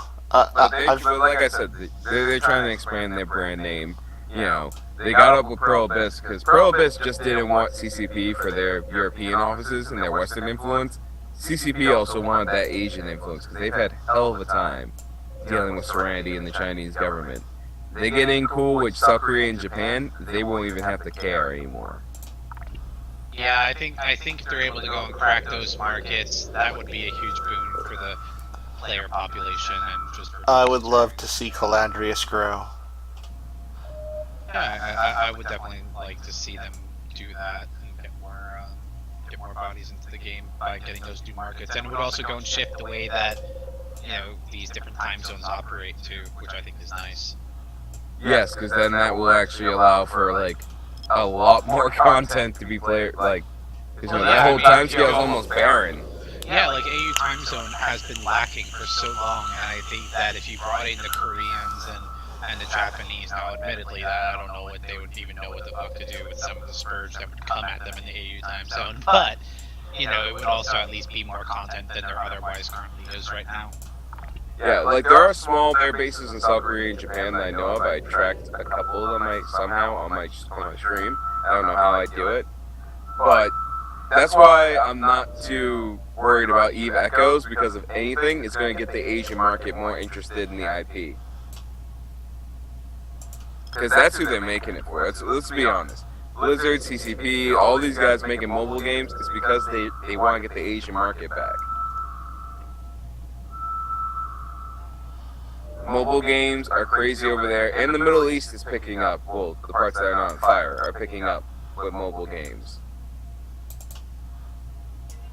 Yeah, I mean, I can't, at least at this point in time, picture doing EVE on my phone. I mean, I have a smartphone and everything like that, but it just does not appeal to me personally, so. Oh yeah, I got a Note 9, and I wouldn't dare try to play EVE on it. Yeah, like, I saw it and I was laughing, because it's like, oh wow, they're going and doing, you know, bulk mining on their phone. I'm like, this just seems so weird. Yeah, and I've seen because it's not the same server either, right? This is a completely separate server from completely separate. You. So it's like, it's not even like I can log in my other tune through my phone and like at least have that kind of a justification. And technically, it's an alternate universe as well. Yeah. Like, the way Hilmar was describing it, not only was it going to be alternate as in the sense that it's going to be a separate server, but also that the lore might be tweaked a bit for it.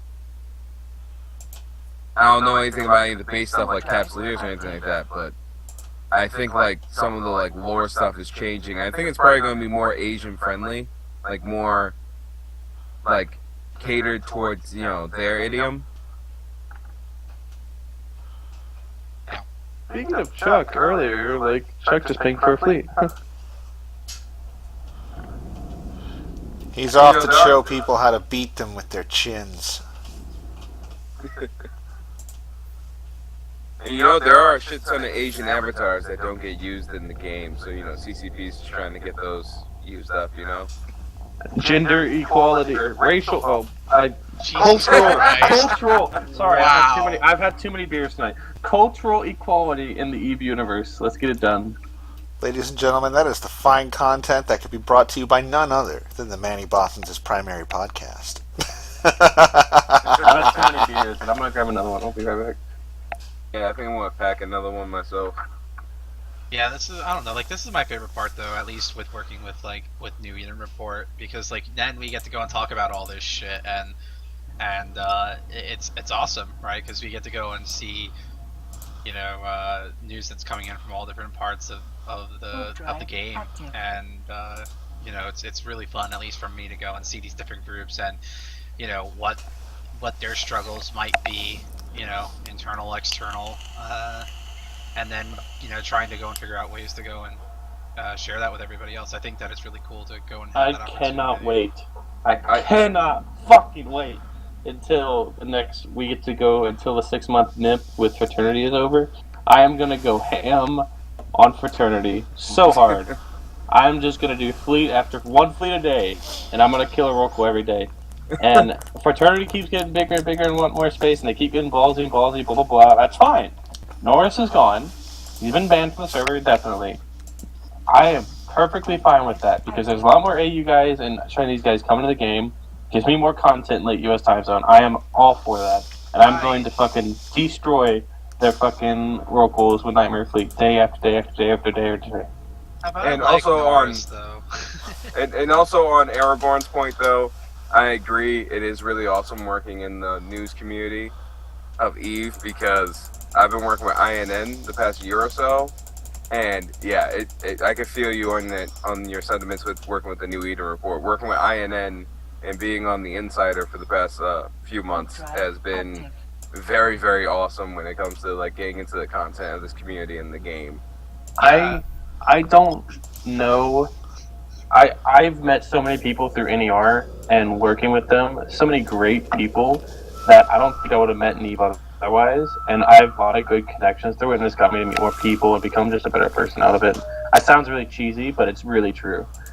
Yeah, no, I mean, like, it's, like, I think that's one of the more rewarding things is I really enjoy what I do there. I like working with Marsha a lot and, you know, getting to pump out 1900s with her all the time. I don't know. Don't let Marsha know, but, you know, she's Oh, a little dude, bossy no. sometimes, you know. The- That's not you're talking. Hold on. Let's just, you know. There we go. this sort of thing right here, I mean, this is exactly why I do the show. It's so that I can get to talk to people, get to talk to content creators and FCs and directors, and I get to see all the different viewpoints of EVE, and I get to present that to everybody, and that sort of thing is precisely why my show is named such. Since it's been a while, I do want to tell the story of how the show got its name.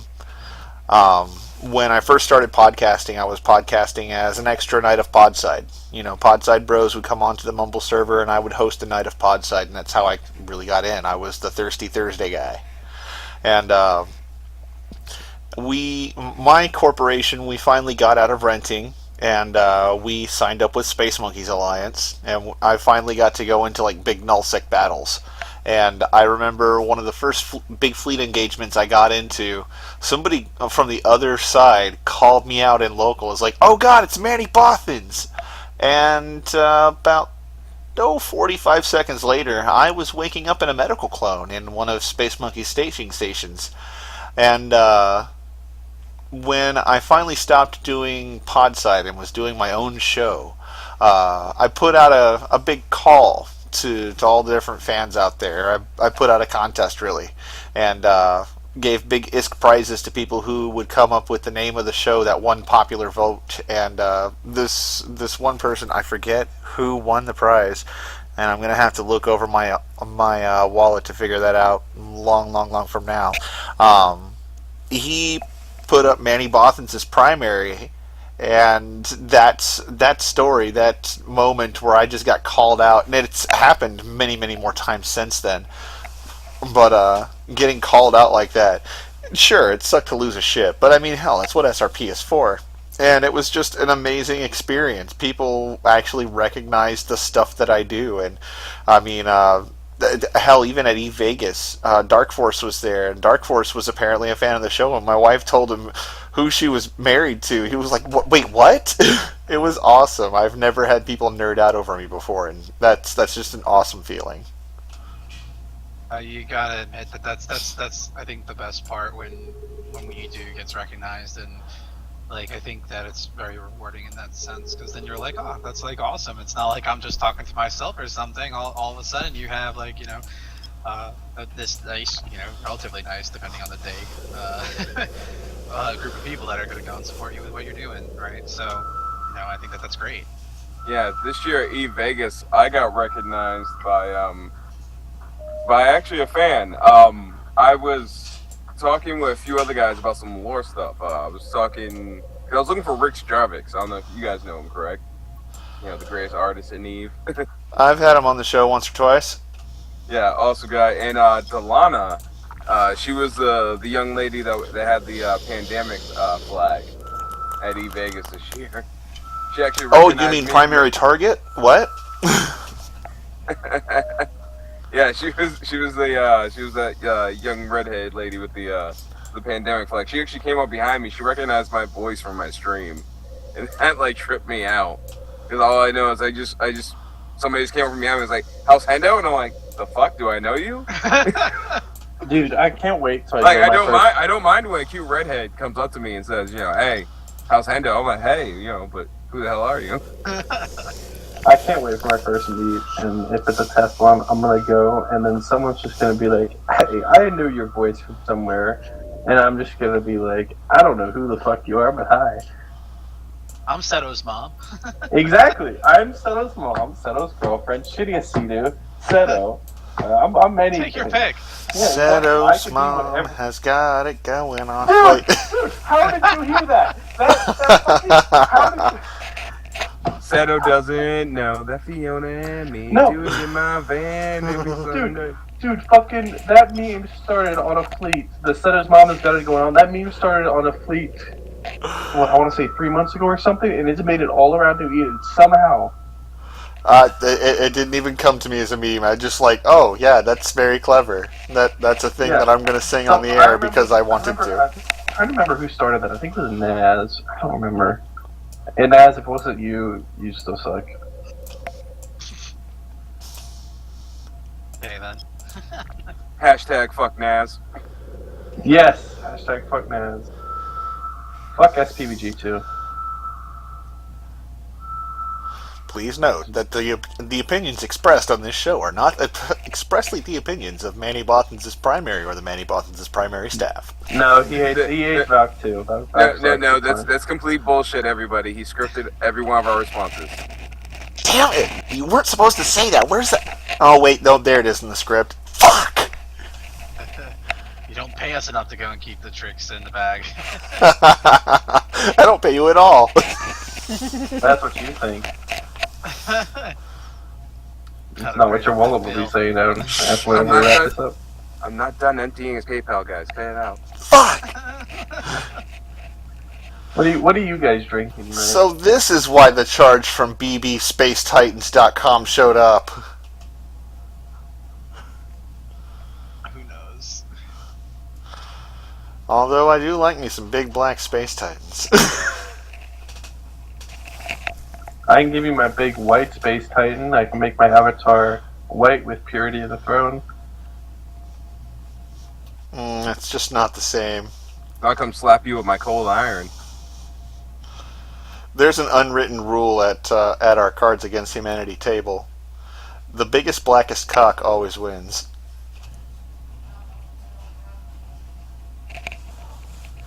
And it's just so funny when it comes up.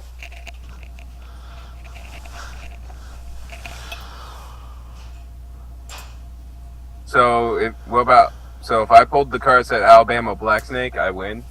We need to do a podcast episode where we play Cards Against Humanity while we're talking. Oh, yes. That would be amazing. Actually, this brings me to an excellent point. Another big reason why I wanted to get back on the air is so that I could put the word out. Hopefully, December 11th, on my birthday, I'm going to be doing a birthday stream from my house, from my Xbox One, and we are all going to be playing Jackbox Party Pack games at my place. And it is going to be absolutely fucking hilarious. No, it's funny. I found like a really good bulk pack of starter packs for that Eve trading card game. I should send you all like starter decks and we can just like play that. Dude, that'd so be down. They need to make an online version. I want to learn that. Where do you buy them? I'm assuming it's just China. There's like a limited number of them on Amazon, so please don't go like buy them out because some of them are sitting in my cart. But there is you can buy like starter decks, and they're actually sold by Eve Online and CCP's official stores on Amazon. Cool.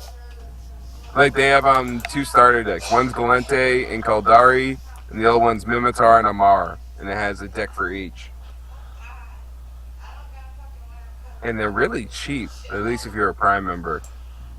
How much are they? If you're like a Prime member, it's like it's like $8 for a starter pack. Oh my god, can you please PM me on Discord one of these things? Okay. Like I was honestly gonna buy like a 12-pack of the starter decks for $40. Thing is, I don't have anyone around I play with. That's the thing. We can play online, like I said. Like I will honestly buy. Like we'll use cameras or some shit. We'll figure it out. People I can see that happening. People stream card games all the fucking time. No, I'd be totally down for that if I had the camera equipment. I know on my end I have access to some, but even like a simple camera, even like just stream it from your phone, because they're starting that co-stream stuff on Twitch soon. So, if you just had your phone above your your battlefield or whatever it's going to be called in the trading card game, as long as we can see the cards, it isn't like you guys have to have like a whole production thing for yourself. I was actually, you say that, I was watching some Achievement Hunter videos just yesterday. They were playing, I forget what it was called. I think it was like Gangs and Gunners or something like that. Basically, you play the part of mobsters that just knocked over a bank and you're divvying up the loot while taking turns shooting at each other.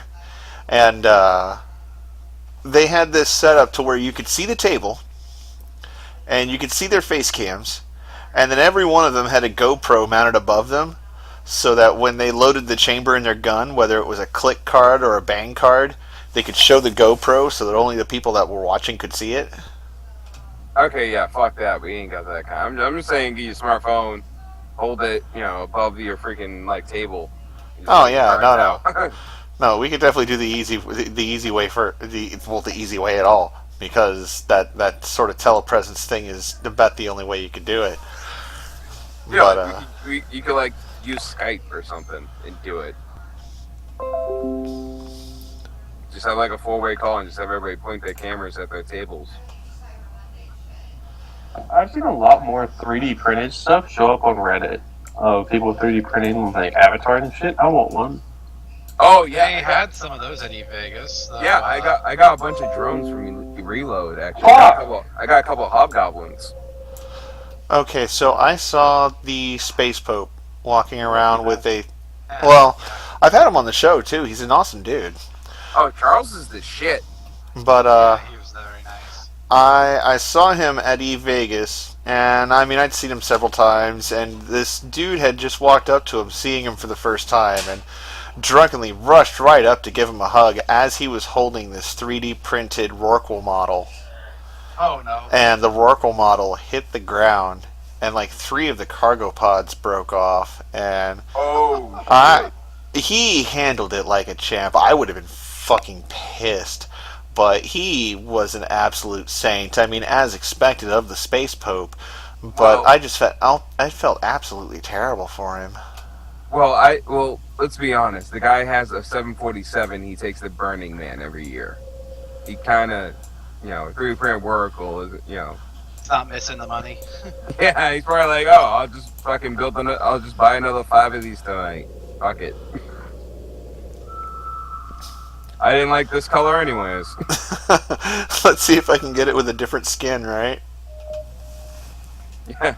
I've never had any interest in going to Burning Man, except otherwise to be like part of like a documentary crew. But I would definitely go with the Space Pope. It was, oh man, the 3D models were funny. The Avatar ones were this year at eVegas were not that great. People did not want to go and put money on them for anything. They were like sitting at under $100 for the longest time. Yeah, people only really wanted like the lighted ones, like that Maelstrom No, that the was Widow. lighted was nice. They had the Widow. Yeah, the which Widow was actually had the really Widow had nice. the moving like antenna and shit Yeah, too. it was rotating and had like the light show and everything. It was really nice. And I saw that thing. I think it went up to like over $400 or whatever. And I was like, whew. And then you had Razor in who had the C++ Nix that he put onto the metal. And that was beautiful. I love that a lot. Yeah, see, my only issue with the 3D printing crowd is because I've always wanted CCP to actually make fine scale models.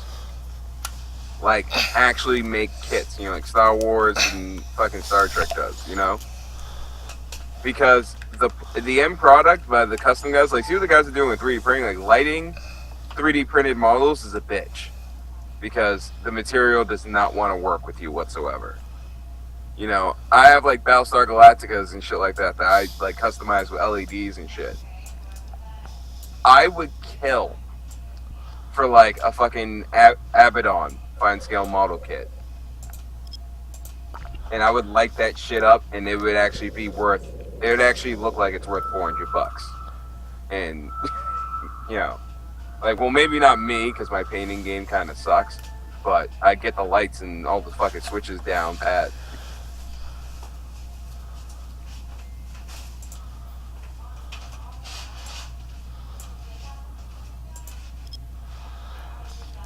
I'm not coordinated enough for model kits. I would break it before I even have it put together. Well, I used to play like Warhammer and shit, so. Oh, well then that's pretty much a necessity. You only get blank pieces. You've got to paint and set up every piece. I'm a huge Warhammer lore fan, but I don't actually play. I don't have enough to afford the hobby. Okay, if you know lore, then I play Bretonnia and Black Templars. Bretonnia is a bitch to paint because every individual knight has their own individual paint scheme and heraldry. And I have no idea what the fuck you're talking about. FYI. Warhammer is a model game, 28 millimeter models that you actually fight with like battles on, and they're super expensive. It's a British-based game. Its lore though is fucking ridiculous. That's why when anybody tries to tell me that New Eden is like dystopian, I laugh in their face because they never read a Warhammer 40k book in their life. When I was younger, I read a Warhammer book, and I'd have to go back and look at it, but I loved that book. It was really good. Sci-fi. It was about a big guy, like pseudo armor. God damn it. I don't remember. That's a Space Marine. Every Space Marine. Yes, it was about a Space Marine, but I don't remember the specifics. And there was one that my parents wouldn't give me because I wanted to read it when I was like 13. And the book person or whatever, the person at the store, when we went up and handed it to him, he's like, so I handed it to him, like, buy it from Barnes & Noble. And he looks at my parents and he goes like, you're gonna let your son buy this or whatever? And my dad goes, yeah, why? Should he not buy it or whatever? He's like, it's got like fucking rape and shit in it and like all this awful stuff. And like I remember skimming through that book later and like I went to the scene where like apparently they were all like fucking naked in like a dungeon or whatever, and like this girl's dead body was being molested by like I don't remember, but it was fucking nasty. I was like only 13. Yeah, Probably, 13 is you know what? not a good age to be introduced to Slanesh. He probably was reading the Nightbringer. I have the book in my house because I just ended up going back on my own and buying it, but Yeah, it's probably one of the Uriel Ventress books, because I remember he dealt with some shit like that. I used to read the shit out of 40K in Warhammer Fantasy. Like, especially, like, I started reading, like, in the late 90s, and I fucking loved the Black Library. Dan Abnett writes some of the best sci-fi there is. I wish he would write Eve Chronicle. That would be the shit. Then Eve could be dystopian. Oh yeah, you want a good war epic in Eve? You want a good war account? Call Dan Abnett's ass up in Scotland. We'll get it. Tony Gonzalez could not even compare. I don't know, dude. I like Templar 1 and the other book that came off of that particular arc. Lore-wise, Templar 1 kind of pissed me off, but it was well written.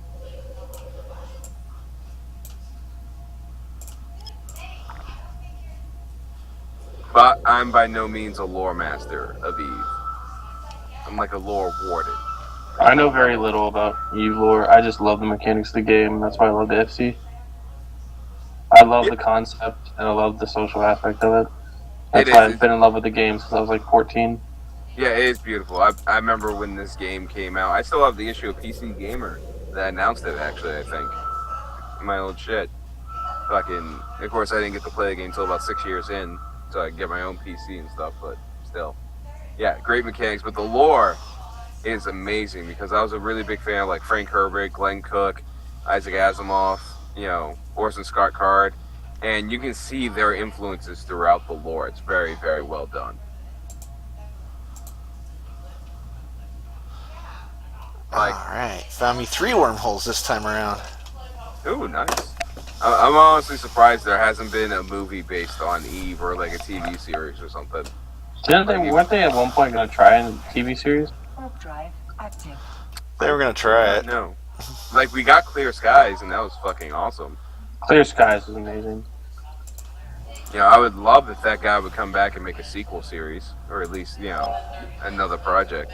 Their adventures in Jove space. Make it a thing. Well, make it them coming back, you know, like around Caroline Starr, because that would be perfect, you know, that'd be the perfect plot reason to bring Clear Skies back into regular space. And just have, like, what happened to the Jovians, like, one of the overarching mysteries that they solved, like, the end of the miniseries, like they did with the first one. God, I need to fucking shave my finger. You know, I've been working on my own lore project, you know, because I'm actually trying to compile all the stuff in here, because it's a lot. Like, there's a lot of shit about this universe that you'd be surprised.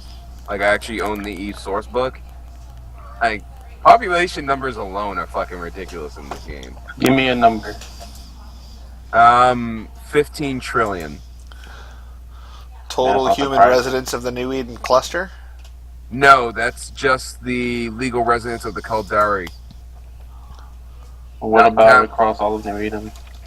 All New Eden, I think it's sitting at just under 200 trillion. Damn. I'll have to do the math, because the Imarians have a shit ton. And they also count They like to repopulate.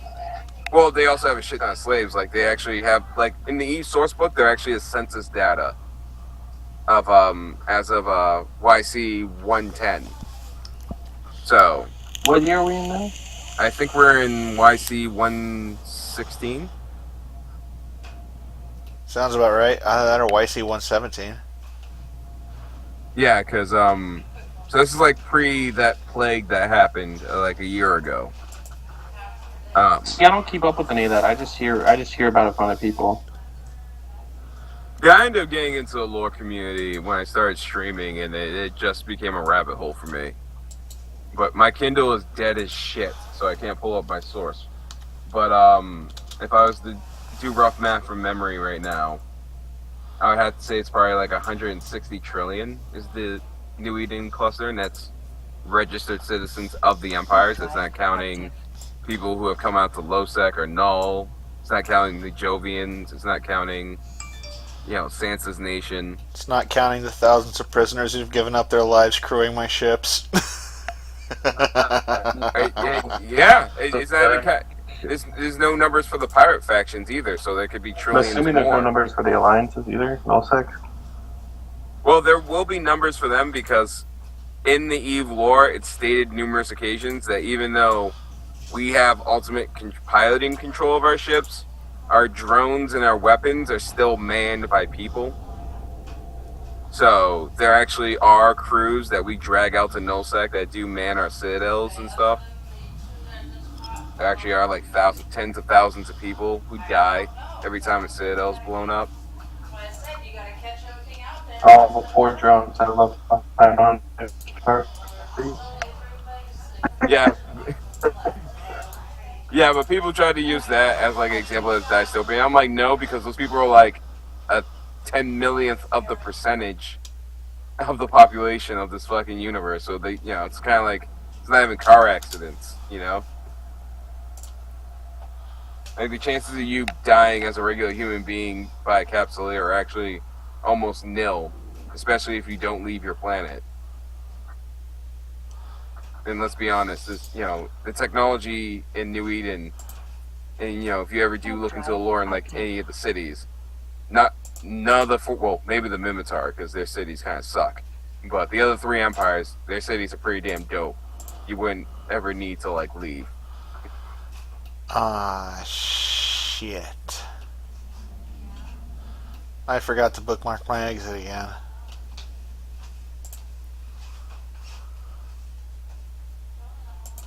What'd you forget this time?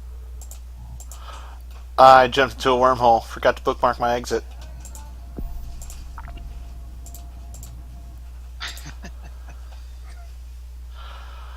Oh boy, my adventure just got more interesting. Manny Bothans got lost to bring you this content, folks. Oh, don't worry, I'll kill myself eventually. Quite literally. Manny Bothans got lost.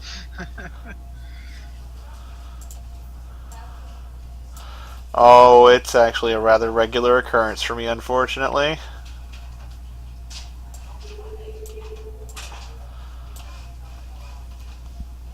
Now, I wonder if we're ever going to get drifter ships.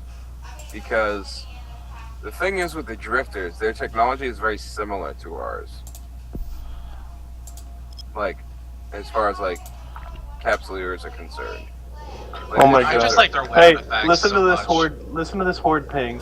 So they're moving out of branch. They gave out the branch campaign instead of Black Legion, and they just pinged out: if you have a space vessel that is a subcapital in MA tech, which was their staging, please join my fleet under Aeginus, whatever the fuck he sells name, as we make our walk of shame back to Geminate in the loving blossom of blessed goblins.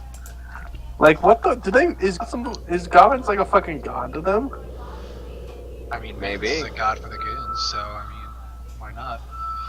Like, it makes sense. Like, if you look at the way Mittens is treated by, goons in the Imperium on a whole, you think there are going to be rival personalities, the rise in the other alliances? Yeah, I mean, exactly. You have your Mittens, you have your PGL, you have Gobbins, and pre-ban you had Norris for the Chinese. I mean, I love talking to Norris. That guy was fucking hilarious. Yeah, and let's not forget the hundreds of egomaniacs people just don't listen to. Yeah, exactly. Yeah. Like me. Like, I won't lie, I got crazy tyrannical dreams of grandeur in this game, but Oh, I've already figured out what my evil organization is going to do. What's that? We're going to mine moons. Not our moons. fucking original. You steal the moon goo and you just jet can and blow up the jet cans? No. We Black Ops drop a combat fleet in and Black Ops cruisers and frigates. They clear the field. And while the miners are all docked up in their refineries, we send in the prospects who mine it all in front of them, and then just moonwalk the fuck out. Thanks for maintaining the station so we can mine some moon ore. Well, I was like literally just talking on comms yesterday with some guys from my corp, and that is like a meme fleet that we want to do is just drop a prospect fleet on top of miners and start mining with them. And then Nah, you gotta clear them out first. No.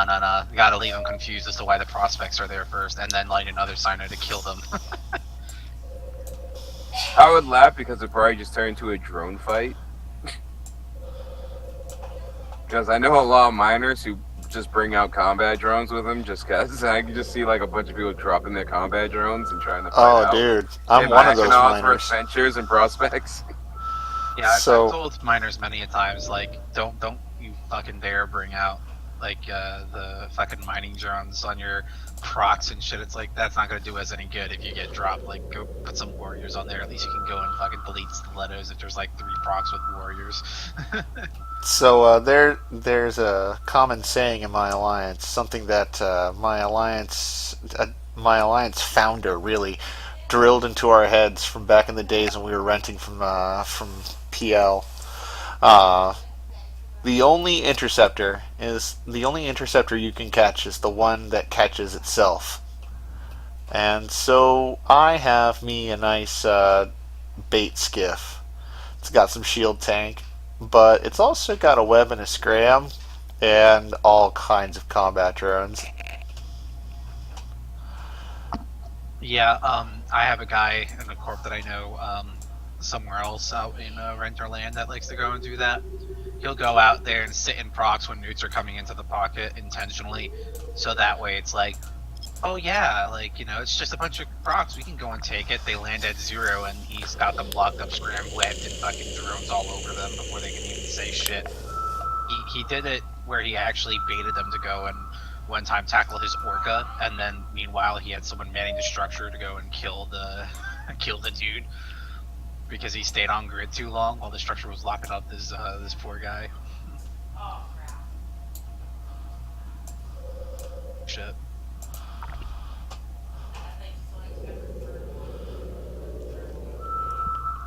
Oh man, I love scanning me an exit. Got faith, you'll get out of there. I've got scan probes. Of course I'll get out of here. You're screwed, you dirty nerf herder. I one time accidentally rolled myself out of my home hole, and I had a rolling raven, and this was a few weeks back, and so I scanned myself out of the hole or whatever. It was into nullsec, and it was into like syndicate, and I would have had to have gone like an additional 20 something jumps in order to get to like the connection that I knew I had, and somehow avoided like initiative along the not initiative stuff box who was going and killing an initiative titan along the way, and it was just like the craziest ride back ever trying to get back to a wormhole. I was just like, shit. I remember I lived in a wormhole about a year or so ago after we left DEF-CON, and logged in one day, and let me just say I'm happy I was station sitting in my Stratios because it was fucking gone. You ever have that login to your Citadel and you're just in open wormhole space? Like, what's going on? Oh my. Yeah, my whole corp that I was in originally was DEF-CON. We left DEF-CON, went to wormhole space, and then my CO and almost everybody else went back to playing WoW. So they're like, hey. I never got into WoW. I like the spaceship idea way more. Oh, I'm with you, man. Like, I got into EverQuest when it came out, but I got way more in the space. Oh, dude, I was a big EQ player. Can replicate the 3D chess game of a fleet fight, especially the big ones. Well, Battlestar Galactica Online is kind of fun. If you ever played Stellaris, it's got a similar concept but not the same thing. Oh, dude, do I play Stellaris? Dude, I got the Eve mod. We need to play Stellaris sometime. I have the Eve mod for Stellaris. I never got it, but I need to try it. But I never stream it because I don't want them to get in trouble with CCP.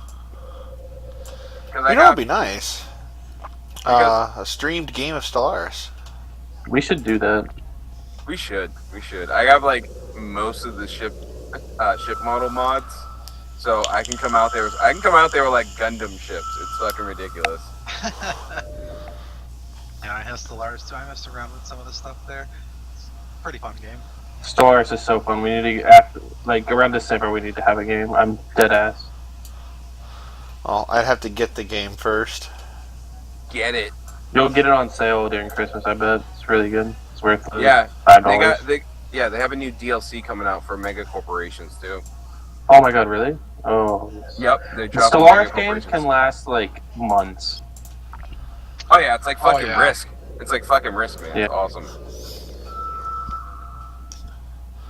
I like just like taking over like a quarter of the fucking galaxy and just like building up all my shit, building a bunch of mega structures, and then just sending my like 400,000 plus HP fucking fleets out.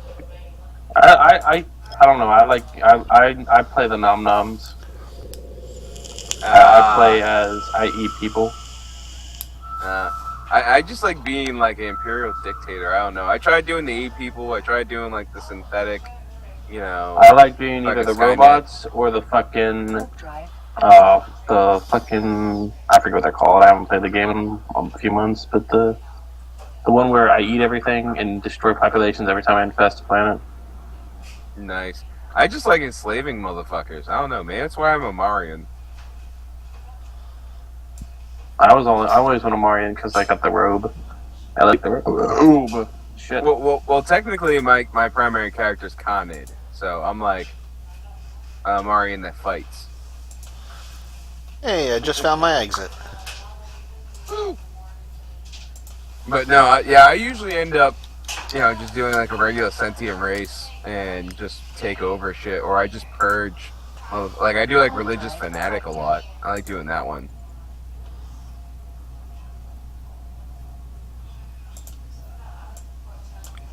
Our flying spaghetti monster tells us to wipe out all the unclean, so we're gonna do that shit. I just play as the num noms and just eat everything. I destroy other populations. If you really like Num Nums, I actually have a really good Space Marine novel to recommend for you then. It's called Warriors of Ultramar. Oh yes, the Battle of Macragge. Well, it's not Macragge in Warriors of Ultramar. It's one of the planets in the same subsector though. It's one of the preambles to the Battle of Macragge. But if you like Num Nums, you'll love the Tyranids. You'll fucking love the Tyranids. Oh, the Griblies. Alright, boys, let's me luck. I've been playing League because I stopped boson ratting, and I'm in my series. If I win this next game, I get promoted. Hell yes. Oh my god, MOBAs. I don't know. I play like isometric RPG, so I can't judge. Like I just bought the dwarves the other day, and I'm about to play the shit out of it. Now, I was hoping Reload would be able to make it on the show because I've been playing a lot of Fallout 76. How do you like it? Well, there are some issues, yes. In fact, there are some rather funny screenshots of issues that I might post somewhere and include links in the description for.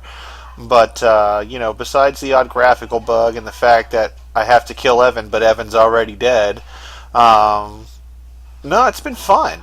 It is legit a Fallout game that you play with other people, and it's fucking fun as shit. Yeah, What are the issues? I've heard the fun, but the fact that there's no voiced NPCs, they're using the same engine from Fallout 4. They're even using the same character models. And the fact that Bethesda's still going to use that same engine for Elder Scrolls 6, I can't, do 76. I just can't do it. For me, that was actually one of its selling points. It's using the same engine, it's using some of the same assets, and that makes it a lot easier to develop new content for because they're already using very familiar tools. They're not developing any new content for it. They refuse to. Have you not read their press releases? they know every issue with the game that's been mentioned. They refuse to fix them. They're like, we'll fix them within the next year. It's fine. Well, then it'll end up taking the same route as No Man's Sky.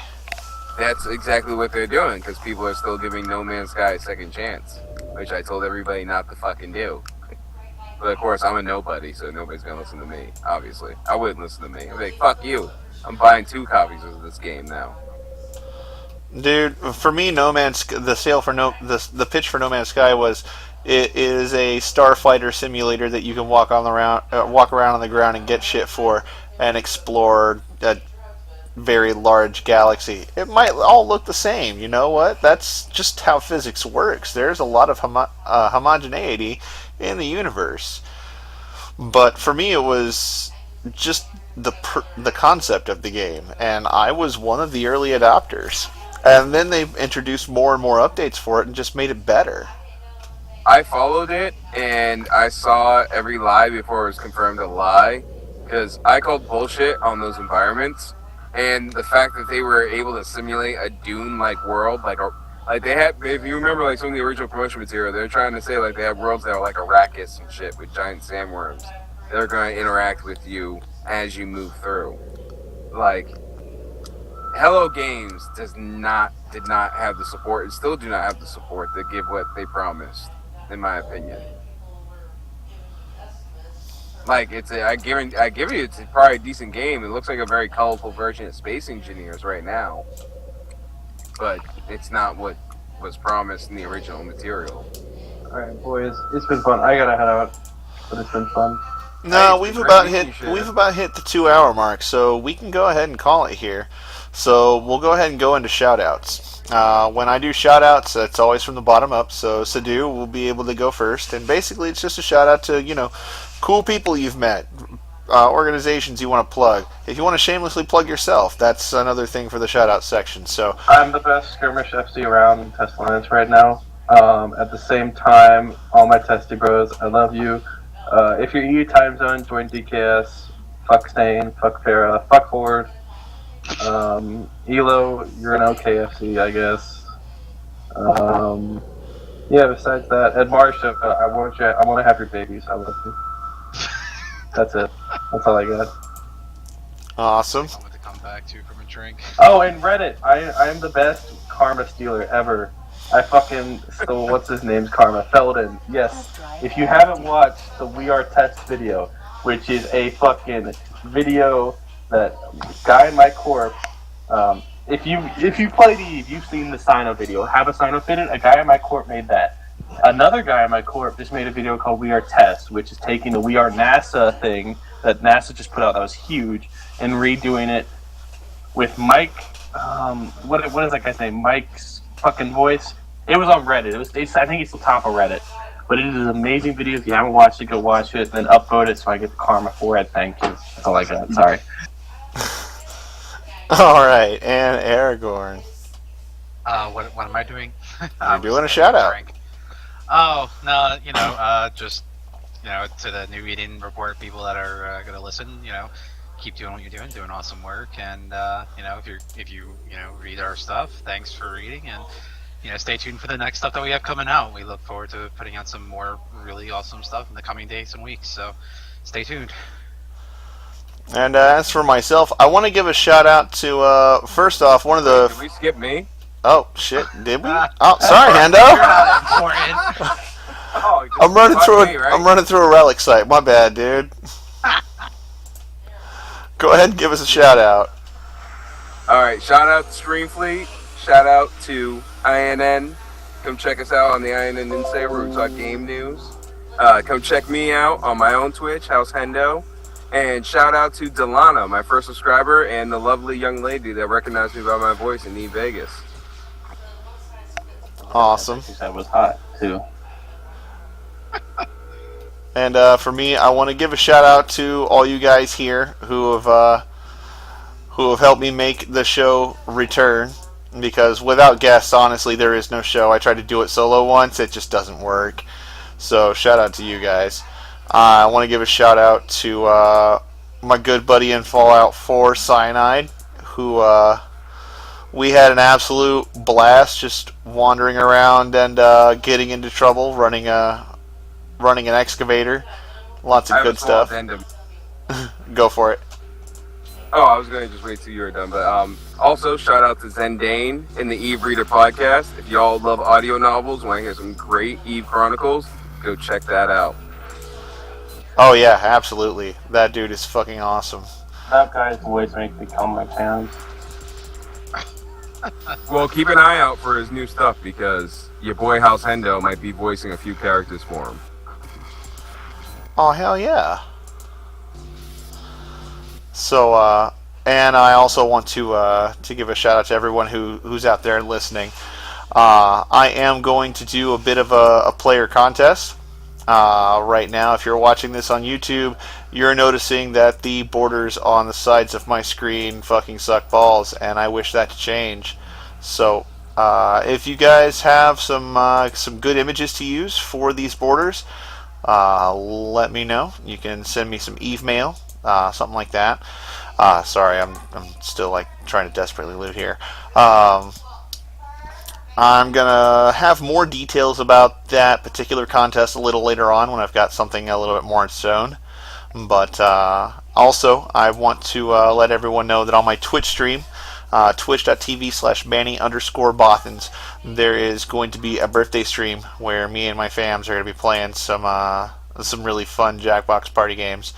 But for Aragon, Henoe, Seddow, and myself, this is Manny Bothans reminding you that Manny Bothans died to bring you this broadcast, but fortunately his medical clone is somewhere nearby.